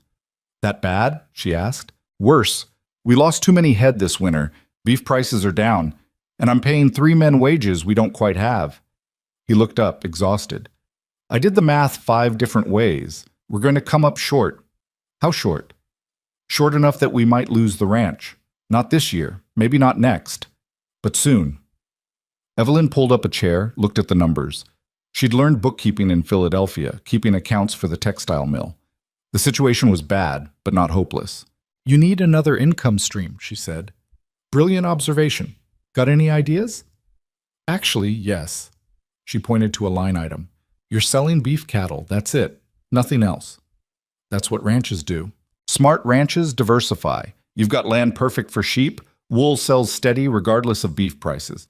You've got that southern pasture nobody uses. Could lease it to smaller operations for grazing rights. And the creek runs fast enough in 3 spots to power a mill if you wanted to process timber." Caleb stared at her. "How do you know all that?" "I pay attention. Been here 6 months, Caleb. I see what you've got." "And you've just been sitting on these ideas?" "You didn't ask, and you were too stubborn to admit you needed different solutions." She tapped the ledger. "But now you're desperate enough to listen, so I'm telling you, diversify or die. Those are your options." He was quiet for a long moment, studying the numbers, then studying her face. "You know what Margaret would say right now?" he finally asked. "What?" "That I'm an idiot for not listening to smart women sooner." He almost smiled. "She'd like you. Would have appreciated having someone around who doesn't let me get away with being stubborn. I suspect she had plenty of practice with that. 8 years of it." He closed the ledger. "All right. We'll try sheep. Start small, see if it works. But if I end up waist-deep in wool cursing your name, then I'll help you wash the wool while you curse. Deal." The sheep arrived in May, 30 head purchased from a failing operation 2 valleys over. Caleb complained about them constantly, said they were stupid, said they smelled worse than cattle, said he couldn't believe he'd let Evelyn talk him into this. But Wyatt took to them immediately. Turned out the boy had a talent for managing the flock, moving them between pastures, keeping them away from predators. He was good at it, better than good. "Pa, look at this one," Wyatt called one morning, holding up a lamb. "Born last night, strong as anything." Caleb limped over, examined the lamb with the critical eye of someone who knew livestock. "Good conformation, should sell well." "Can we keep her? Start breeding our own?" "That's the plan. Build the flock slow, keep the best, sell the rest." He ruffled Wyatt's hair, a gesture so casual and affectionate it made Evelyn's throat tight. "You're doing good work here, son." Wyatt lit up like someone had handed him the world. Later, Evelyn found Caleb watching his son work the sheep with an expression she couldn't quite read. "You okay?" she asked. "Yeah, just thinking." He shifted his weight off his bad leg.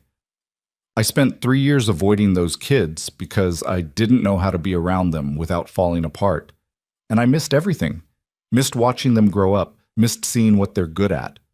You're seeing it now, only because you forced me to." He turned to look at her. "You know what scares me?" "What?" "How much better everything is with you here. How much I've started depending on you." His voice dropped. "What happens when you leave?" The question landed like a stone in still water. "I'm not leaving," Evelyn said. "You say that now. I'm not leaving, Caleb. She said it firmer. I told you back in winter. I'm staying. For how long? I don't know. As long as you'll have me. As long as the children need me. As long as... She stopped, unsure how to finish that sentence. As long as what? As long as this feels like home, as long as I wake up and can't imagine being anywhere else, as long as the thought of leaving makes my chest hurt. But she couldn't say those things. Couldn't admit how deeply she'd rooted herself into this place, this family, this life. As long as it makes sense, she finally said. It was a coward's answer, and they both knew it. The town ladies made another appearance in June. 3 of them showed up at the ranch uninvited, dressed like they were attending something important instead of meddling in other people's business. Mrs. Winters led the delegation, her face arranged in an expression of concern so fake it was almost impressive. Mr. Thorne, she began when Caleb answered the door. We've come to discuss the children. The children are fine. We've heard reports that might suggest otherwise. Caleb's jaw tightened. What kind of reports? That they're being raised without proper moral guidance. That the young woman living here, she glanced past him toward where Evelyn stood frozen in the kitchen, isn't providing the kind of influence children need. Really? Caleb's voice went dangerously quiet. And what kind of influence would that be? The influence of a proper woman, a respectable woman, someone married, established, with appropriate connections. You mean someone like you? Mrs. Winters smiled. The Ladies' Society would be happy to arrange more suitable care. Perhaps the children could board in town, attend proper school, be raised in an environment that doesn't encourage, she paused delicately, questionable situations. Evelyn's hands clenched around the dish towel she'd been holding. She wanted to say something, wanted to defend herself, but her throat had closed up. Because deep down, some part of her believed they were right. Believed she was exactly what they said, inappropriate, unsuitable, someone who'd inserted herself where she didn't belong. But then Clara appeared behind her. Get out, the girl said. Mrs. Winters blinked. Excuse me? You heard me. Get out of our house. Young lady, we're trying to help. No, you're not. You're trying to take us away from the only person who's actually cared about us in 3 years. Clara's voice shook but didn't break. Miss Evelyn saved my brother's life twice. She kept this family from falling apart. She's taught me to cook and helped Wyatt with the sheep and makes Rosie feel safe at night. What have you done except gossip and judge?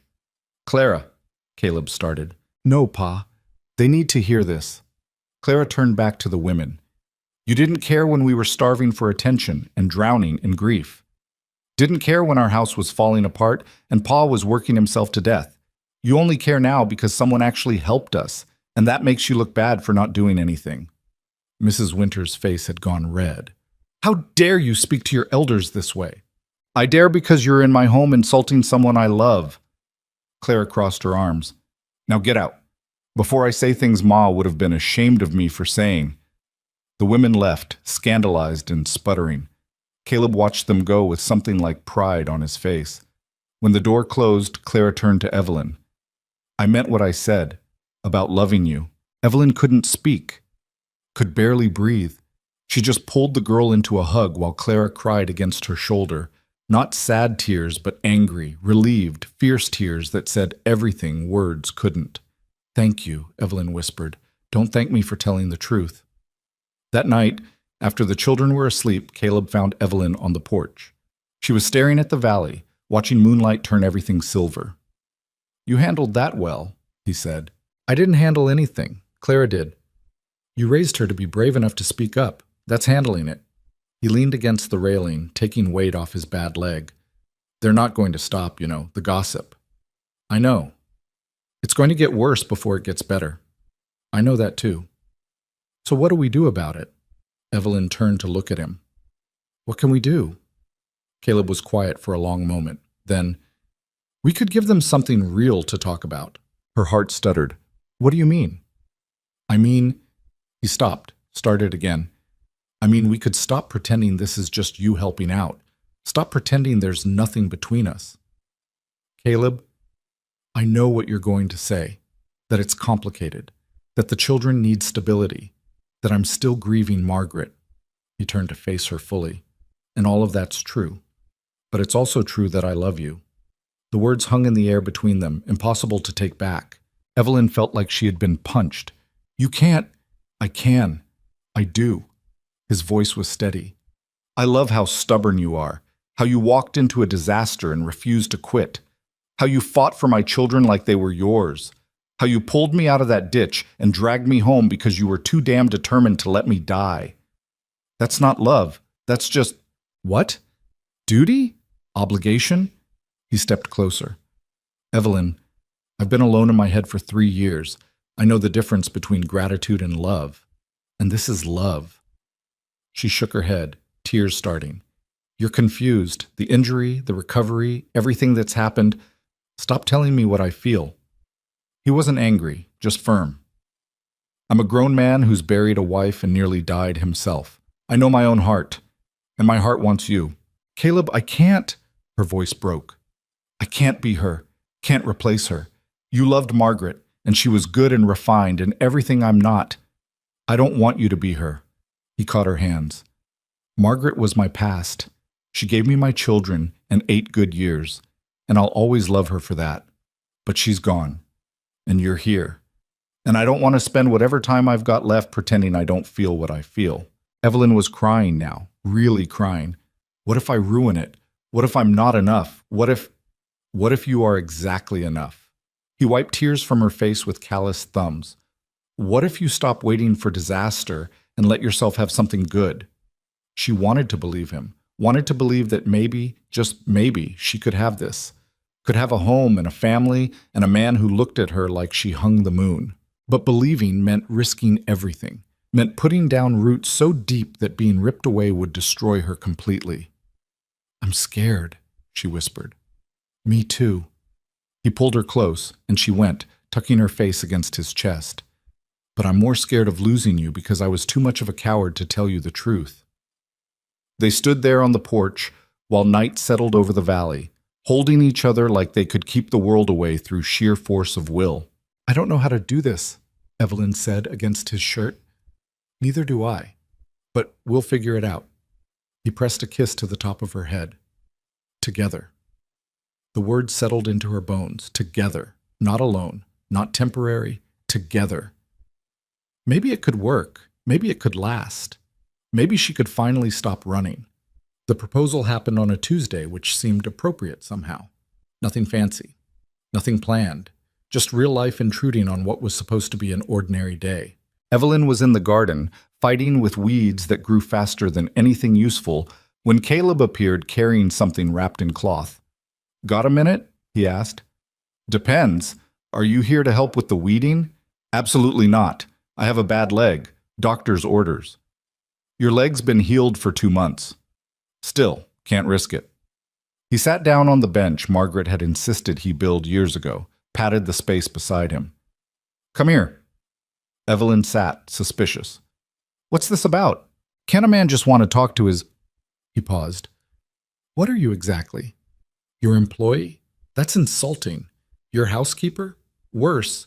Your children's caretaker who occasionally prevents you from dying of stupidity? Getting warmer. He unwrapped the cloth, revealing a ring. Nothing fancy, simple gold band that had seen better decades. This was my grandmother's. She gave it to my mother, who gave it to me before she died. Said to give it to someone worth keeping. Evelyn's breath caught. I gave it to Margaret, Caleb continued. She wore it until the day she died. Been sitting in a drawer ever since because I couldn't look at it without remembering everything I lost. He turned the ring over in his fingers. But lately I've been thinking about everything I found instead. Everything I almost lost by being too stubborn and scared to see what was right in front of me. Caleb, let me finish. I'm not good at this. He took a breath. Evelyn Mercer, you're the most stubborn, determined, infuriating woman I've ever met. You walked into my life when everything was falling apart and somehow put it back together through sheer force of will. You saved my son, saved me, made my children remember how to be happy. That's not a proposal. That's a list of things I did. I'm getting there. Be patient. He smiled slightly. What I'm trying to say is, I want you to stay. Not as help, not as someone I'm grateful to, as my wife. There it was, out in the open, impossible to misunderstand. Evelyn stared at the ring, at his face, at the valley stretching out behind him. "The town will lose their minds," she said. "Let them. The church ladies will have actual heart attacks." "Good. Your children, want this. Clara asked me last week when I was going to stop being an idiot and marry you." That surprised her. "She did?" Her exact words were, "If you don't marry Miss Evelyn, I'm going to be very disappointed in your intelligence, Pa." He shifted the ring slightly. "So, what do you say?" Evelyn looked at him, really looked, saw the hope in his eyes, the fear underneath it, the absolute sincerity. This wasn't a man asking out of obligation or loneliness. This was a man who'd thought it through and decided to risk everything on the chance that she might say yes. "I don't know how to be a wife," she said quietly. "I didn't know how to be a husband either. Margaret taught me. We'll figure it out." "I don't know if I can fill her shoes." "I'm not asking you to. I'm asking you to walk beside me in your own shoes." He took her hand. "Evelyn, yes or no? I need to know if you're staying or if I need to start building walls again before this destroys me." She thought about the orphanage, the factory, the boarding houses, all the places she'd lived but never belonged, all the times she'd been disposable, temporary, easily forgotten. And she thought about Hollow Creek, about 3 children who called her name when they needed comfort, about a man who looked at her like she was worth something, about roots she'd been too scared to let grow, finally digging deep enough to hold. "Yes," she said. Caleb blinked. "Yes? Yes, I'll marry you. Yes, I'll stay. Yes to all of it."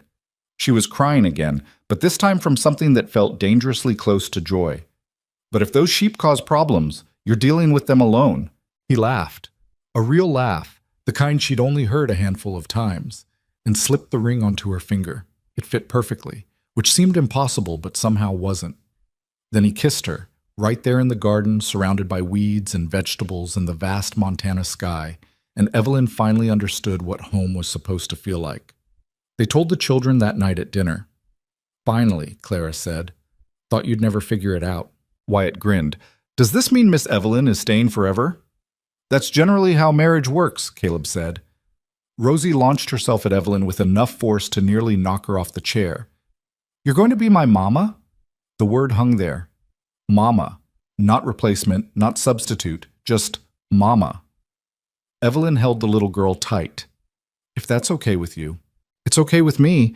Rosie's voice was muffled against Evelyn's shoulder. "I wanted you to be my mama for a long time, just didn't know if I was allowed to want that." "You're allowed," Evelyn whispered. "You're absolutely allowed." They got married 3 weeks later in the small church in Hollow Creek. Half the town showed up, probably hoping for scandal.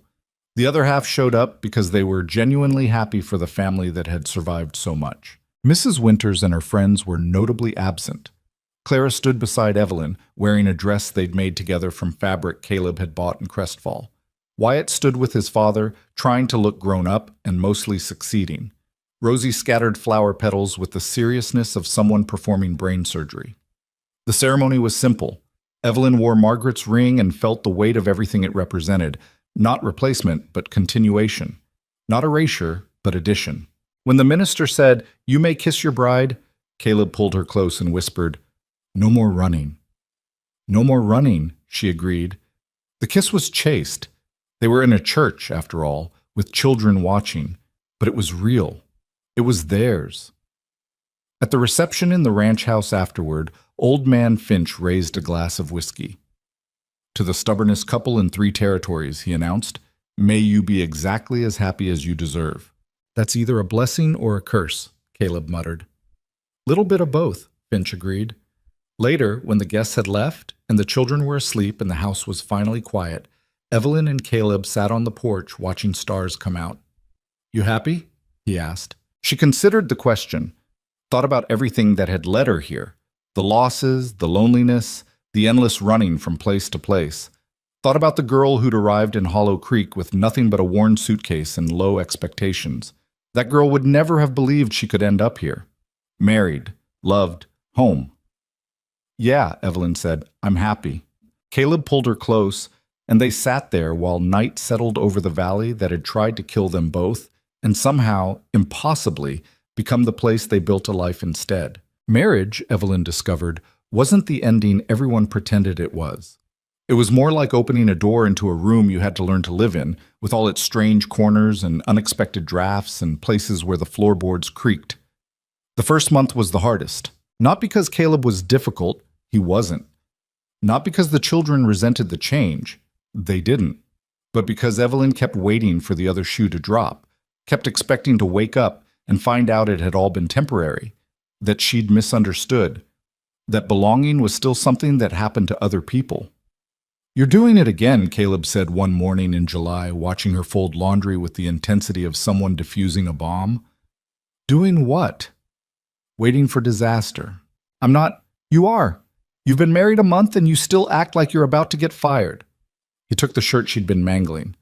"This is your home now. Our home. You're allowed to relax." "I don't know how to relax." "I've noticed." He set the shirt aside. "What are you afraid of?" "That I'll get too comfortable and you'll realize you made a mistake. That the children will wake up and decide they want their real mother back, not some substitute. That I'll mess this up the way I've messed up everything else." But she couldn't say those things out loud, so she just shook her head and reached for another shirt. Caleb caught her hands. "Evelyn, look at me." She did, reluctantly. "You belong here," he said quietly.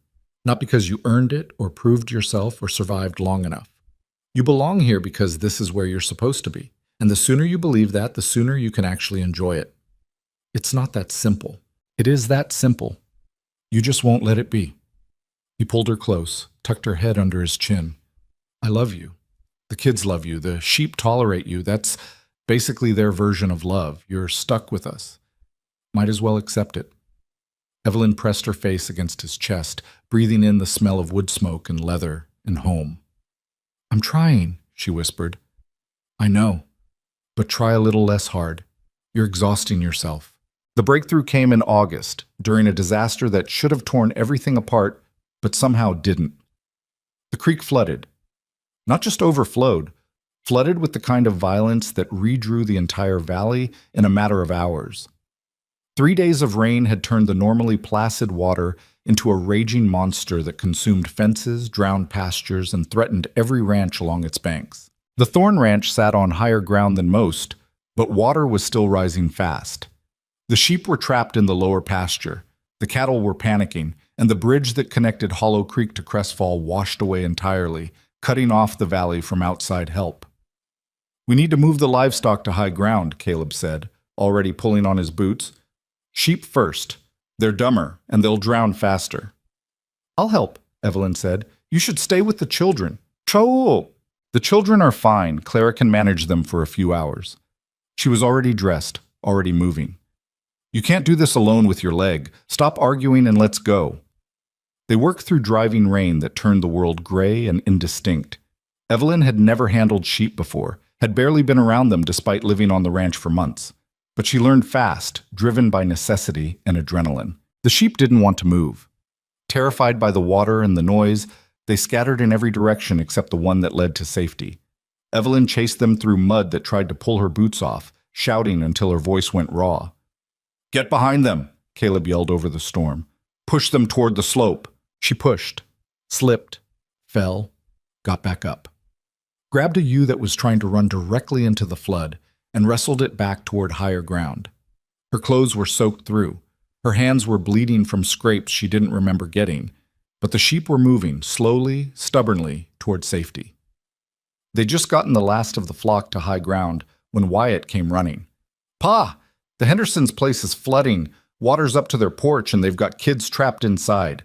The Henderson Ranch sat downstream, in the lowest part of the valley. If their place was flooding that badly, those people were in real trouble. Caleb swore. "How many people?" "Mr. Henderson, his wife, and their 4 children. Youngest is maybe 2 years old. Get Sam and the other hands, tell them to bring rope and anything that floats." Caleb was already moving, limping through the mud with his cane. "Evelyn, stay here with the animals." Like hell. She fell into step beside him. "You're going to need every pair of hands you can get. This is dangerous. I pulled you out of a snowbank with a broken leg. I think I can handle a flood.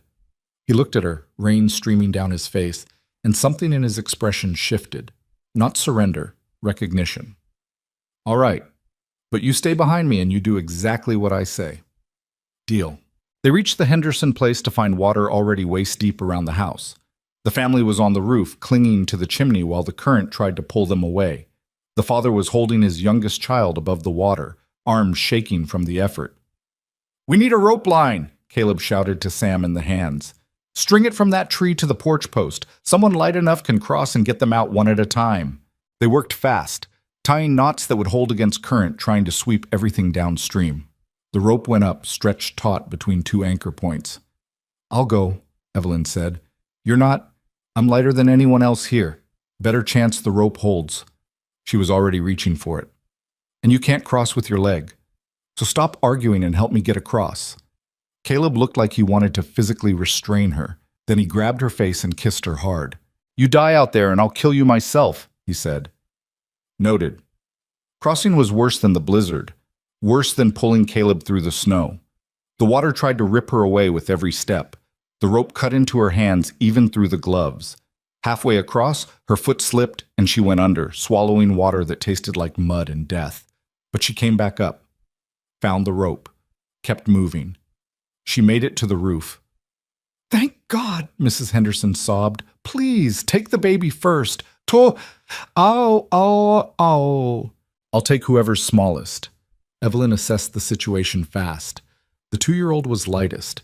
"Tie her to me. Use your belts. Anything that won't slip." They strapped the toddler to Evelyn's chest with belts and rope and prayer.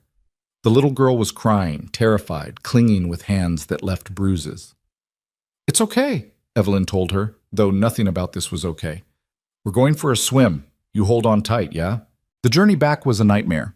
The added weight made keeping her grip on the rope nearly impossible. Waves hit them from angles that shouldn't have existed. The toddler screamed directly in her ear. But they made it. Caleb pulled them both onto solid ground, untied the child, passed her to Clara, who'd appeared from nowhere. "Again," Evelyn gasped. "3 more kids.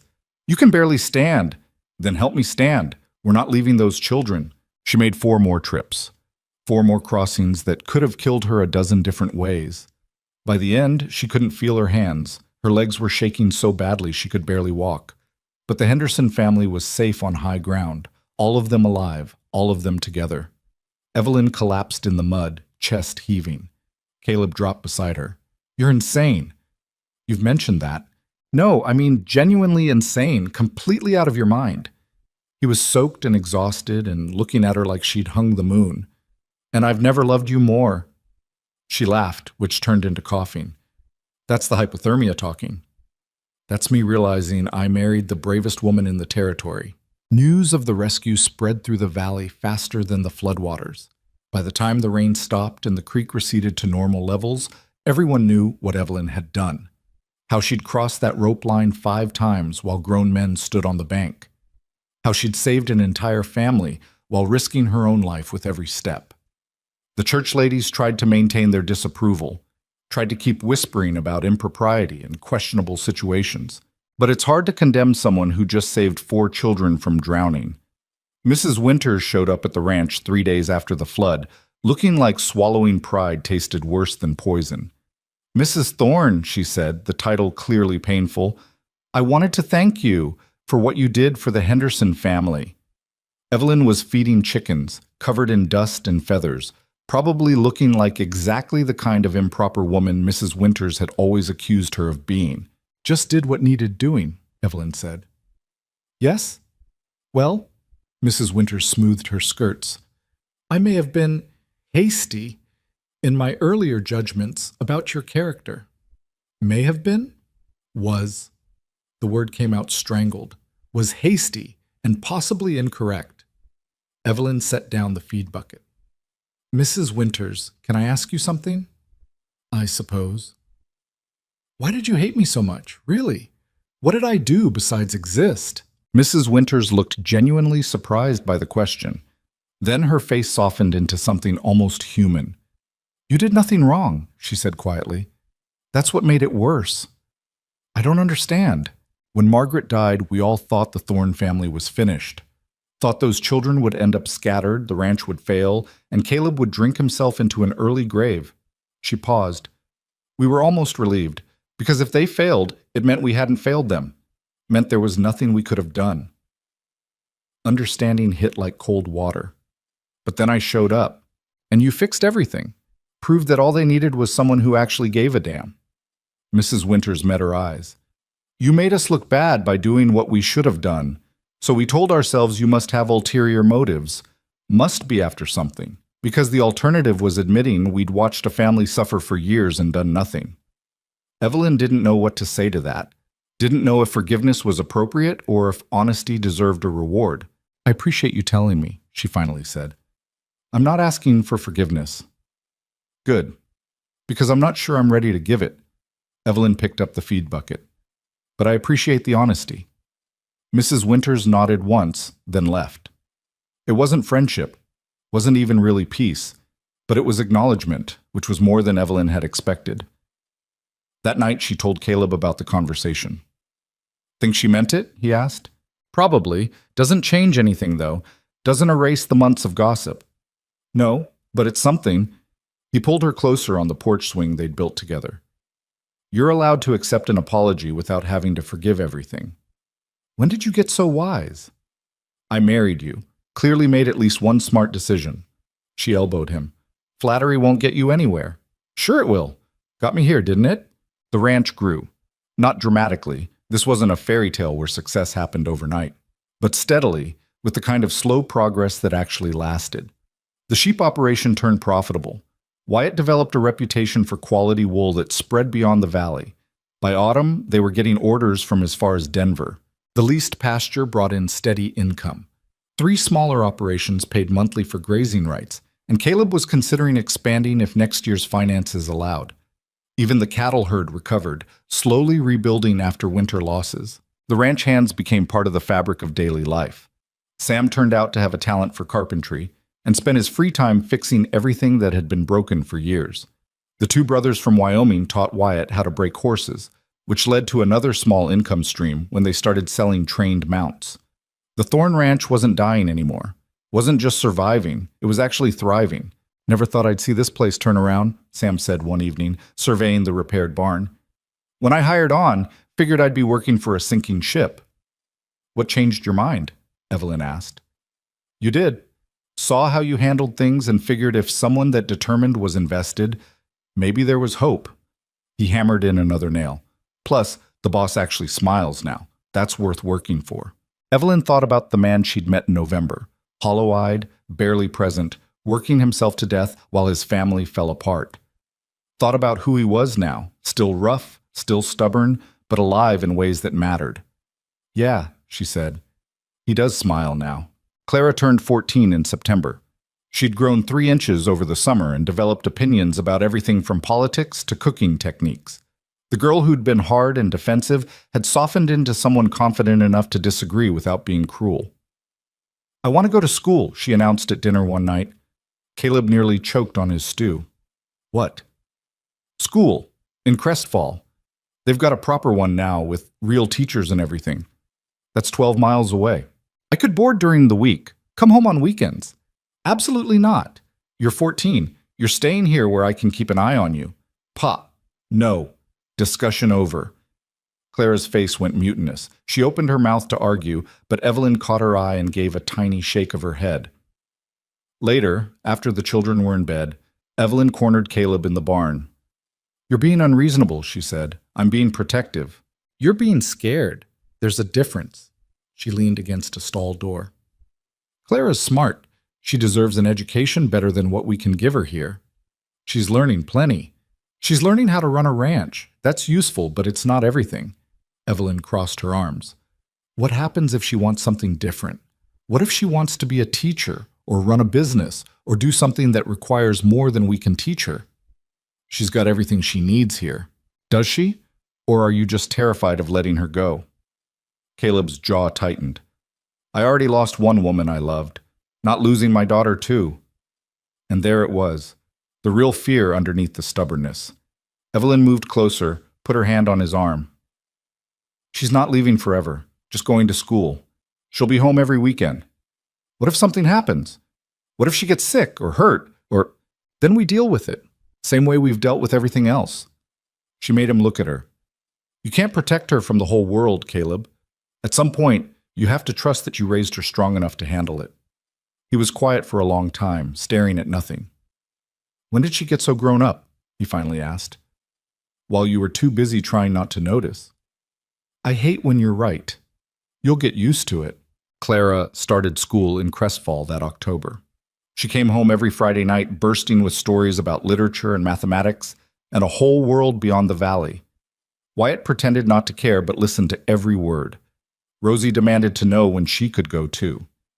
And Caleb learned slowly and painfully how to let his children grow beyond his immediate reach. Winter came again, but this time it felt different. The house was tight and warm. Food stores were full. Firewood was stacked high. The ranch was prepared in ways it hadn't been in years. Christmas morning arrived cold and clear. Clara was home from school. Wyatt had saved money from the sheep sales to buy everyone small gifts. Rosie had made ornaments from pine cones and ribbon. They gathered around the stove, passing presents, laughing at Wyatt's terrible wrapping job, watching Rosie's face light up at each new thing. Evelyn sat back and watched them, her family, impossible as that still felt, and realized she couldn't remember the last time she'd thought about leaving. Couldn't remember the last time she'd kept her suitcase packed. Couldn't remember when exactly she'd stopped waiting for disaster and started believing this was real. You okay? Caleb asked quietly. Yeah, just thinking. About what? About how a year ago I was alone in a boarding house in St. Louis, eating stale bread and wondering if I'd ever find a place that wanted me. And now? Now I'm here. She leaned into him. And I can't imagine being anywhere else. He kissed the top of her head. Good, because you're stuck with us. Could be worse. Could be better too, but we work with what we've got. She laughed, and the sound mixed with the children's voices and the fire crackling and the wind outside, creating something that felt like the opposite of loneliness. Spring arrived with wildflowers covering the hills, and new lambs stumbling on uncertain legs, and the valley transforming from something that had tried to kill them into something that felt almost gentle. Evelyn stood on the porch one morning in April, watching Caleb work with Wyatt to repair a fence, watching Clara read in the garden, watching Rosie chase chickens with the single-minded determination of someone who believed she could actually catch one. Sam wandered over, wiping sweat from his forehead. Heard the Carsons are selling their place, he said. Moving back east. Can't handle the winters. How much land? 100 acres adjoining your eastern border. Evelyn's mind was already calculating. 100 acres would nearly double their grazing capacity, would let them expand the sheep operation significantly, would solidify the Thorn Ranch as one of the major properties in the territory. I'll talk to Caleb, she said. Figured you would. Sam smiled. You're good at this, you know. The planning. The seeing what could be instead of just what is. Had a lot of practice imagining better situations than the ones I was in. Yeah, well, now you get to actually build them instead of just imagining. That night, she and Caleb went over the numbers. The Carsons were asking a fair price. Not cheap, but not robbery either. With the income from the sheep and the leased pastures, they could manage it. Barely. It would be tight for a year or two, but it was possible. It's a risk, Caleb said, staring at the figures. Everything worth doing is a risk. Spoken like someone who walked into a blizzard to save a dying boy. Worked out pretty well, didn't it? He looked at her, and she saw the moment he decided. Not reckless faith, but careful trust. Trust in her judgment. Trust in their ability to handle whatever came. All right, let's buy the Carsons out. They closed the deal in May. The Thorn Ranch officially became one of the largest operations in the valley, and Evelyn Thorn, the woman who'd arrived with nothing but a worn suitcase and low expectations, became one of the most respected ranchers in the territory. The irony wasn't lost on her. Never thought I'd end up here, she told Caleb one evening, watching the sunset paint the valley gold. Where did you think you'd end up? Dead in a ditch somewhere, probably, or alone in some city, invisible and forgotten. Sounds depressing. That's what survival looks like when you don't believe you deserve better. She turned to look at him. You changed that. You and the kids. You made me believe I could have something worth keeping. We didn't do that, you did. He pulled her close. We just gave you a place to land while you figured it out. The years that followed weren't perfect. Wyatt went through a phase where he thought he knew everything and nearly got himself killed proving it. Clara fell in love with a boy from Crestfall who turned out to be an idiot, and Evelyn had to resist the urge to hunt him down when he broke her heart. Rosie developed a stubborn streak that rivaled Evelyn's own, leading to battles of will that left both of them exhausted. Caleb's leg never fully healed. Some winters it hurt bad enough that he couldn't walk without help. Pride made that difficult for him, and patience made it difficult for everyone else. The ranch had bad years mixed with the good ones. A drought in year 3 that nearly broke them. A disease that swept through the sheep in year 5. Competition from larger operations that tried to drive them out of business. But they survived. More than survived. They built something that lasted. And somewhere in the midst of building a ranch and raising children and surviving Montana's attempts to kill them, Evelyn stopped being the woman who'd arrived in Hollow Creek expecting nothing and became someone else entirely. Someone who belonged. Someone who mattered. Someone who'd stopped running because she'd finally found a place worth staying for. On their 10th anniversary, Caleb took her to the spot where they'd first met, the rundown ranch house that had looked like it was dying alongside its owner. It looked different now. Fresh paint, new roof, garden blooming in colors that would have made Margaret proud, fences straight and strong, cattle and sheep grazing on land that had learned to be generous instead of cruel. "Remember what this place looked like when you got here?" Caleb asked. "Like the end of the world."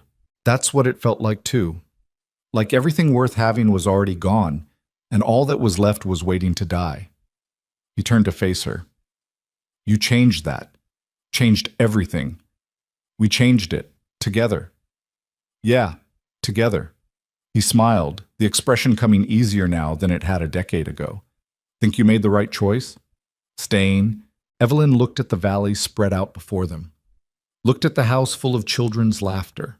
Looked at the man who'd been hollow-eyed and broken and had somehow become whole again. "Yeah," she said. "I think I did." Because that's what home was, in the end. Not a place you arrived at fully formed. Not a destination you reached and then stopped moving. But something you built with your own hands, day by day, choice by choice, until one morning you woke up and realized the roots had grown so deep that pulling them out would destroy you. Evelyn had arrived in Hollow Creek with nothing, had walked into disaster expecting to be temporary, had spent months waiting to be thrown away like she'd been thrown away everywhere else. But she'd stayed, had fought, had chosen to believe that maybe, just maybe, she could have something that lasted. And in the end, that choice had made all the difference. Not because the valley stopped being harsh, not because winter stopped trying to kill them, not because the work got easier or the challenges disappeared, but because she'd stopped facing them alone. She had Caleb, had the children, had the ranch hands and the neighbors, and even, eventually, some of the church ladies who'd learned that redemption sometimes looked like admitting you were wrong. She had a family, a home, a life built from nothing but determination and love, and the stubborn refusal to quit when quitting would have been easier. And if that wasn't magic, Evelyn didn't know what was. The sun set over Hollow Creek, painting the sky in shades of gold and purple and fire. Somewhere in the house, Rosie was calling for dinner. Claire was probably helping while complaining about it. Wyatt was likely still outside, trying to squeeze every last bit of daylight from the day. Normal things, family things, the kind of things Evelyn had stopped believing she could have. "Come on," Caleb said, taking her hand. "Let's go home." And they did. Together. The way they'd face everything else that came. Because that's what home meant. Not perfection, not ease, just knowing that whatever storms came, you wouldn't have to weather them alone. Evelyn had learned that lesson the hard way, through blizzards and floods and nearly dying more times than she could count. But she'd learned it. Had learned that belonging wasn't something you were given. It was something you fought for, day after day, until the fight became routine and the routine became life. She'd come to Hollow Creek expecting nothing, and she'd left with everything that mattered. Not because the valley was kind. It wasn't. Not because the work was easy. It never would be. But because she'd finally stopped running long enough to see what she'd been searching for all along. A place where she was needed, where she mattered, where her absence would leave a hole nothing else could fill. Home. Finally, impossibly, completely home.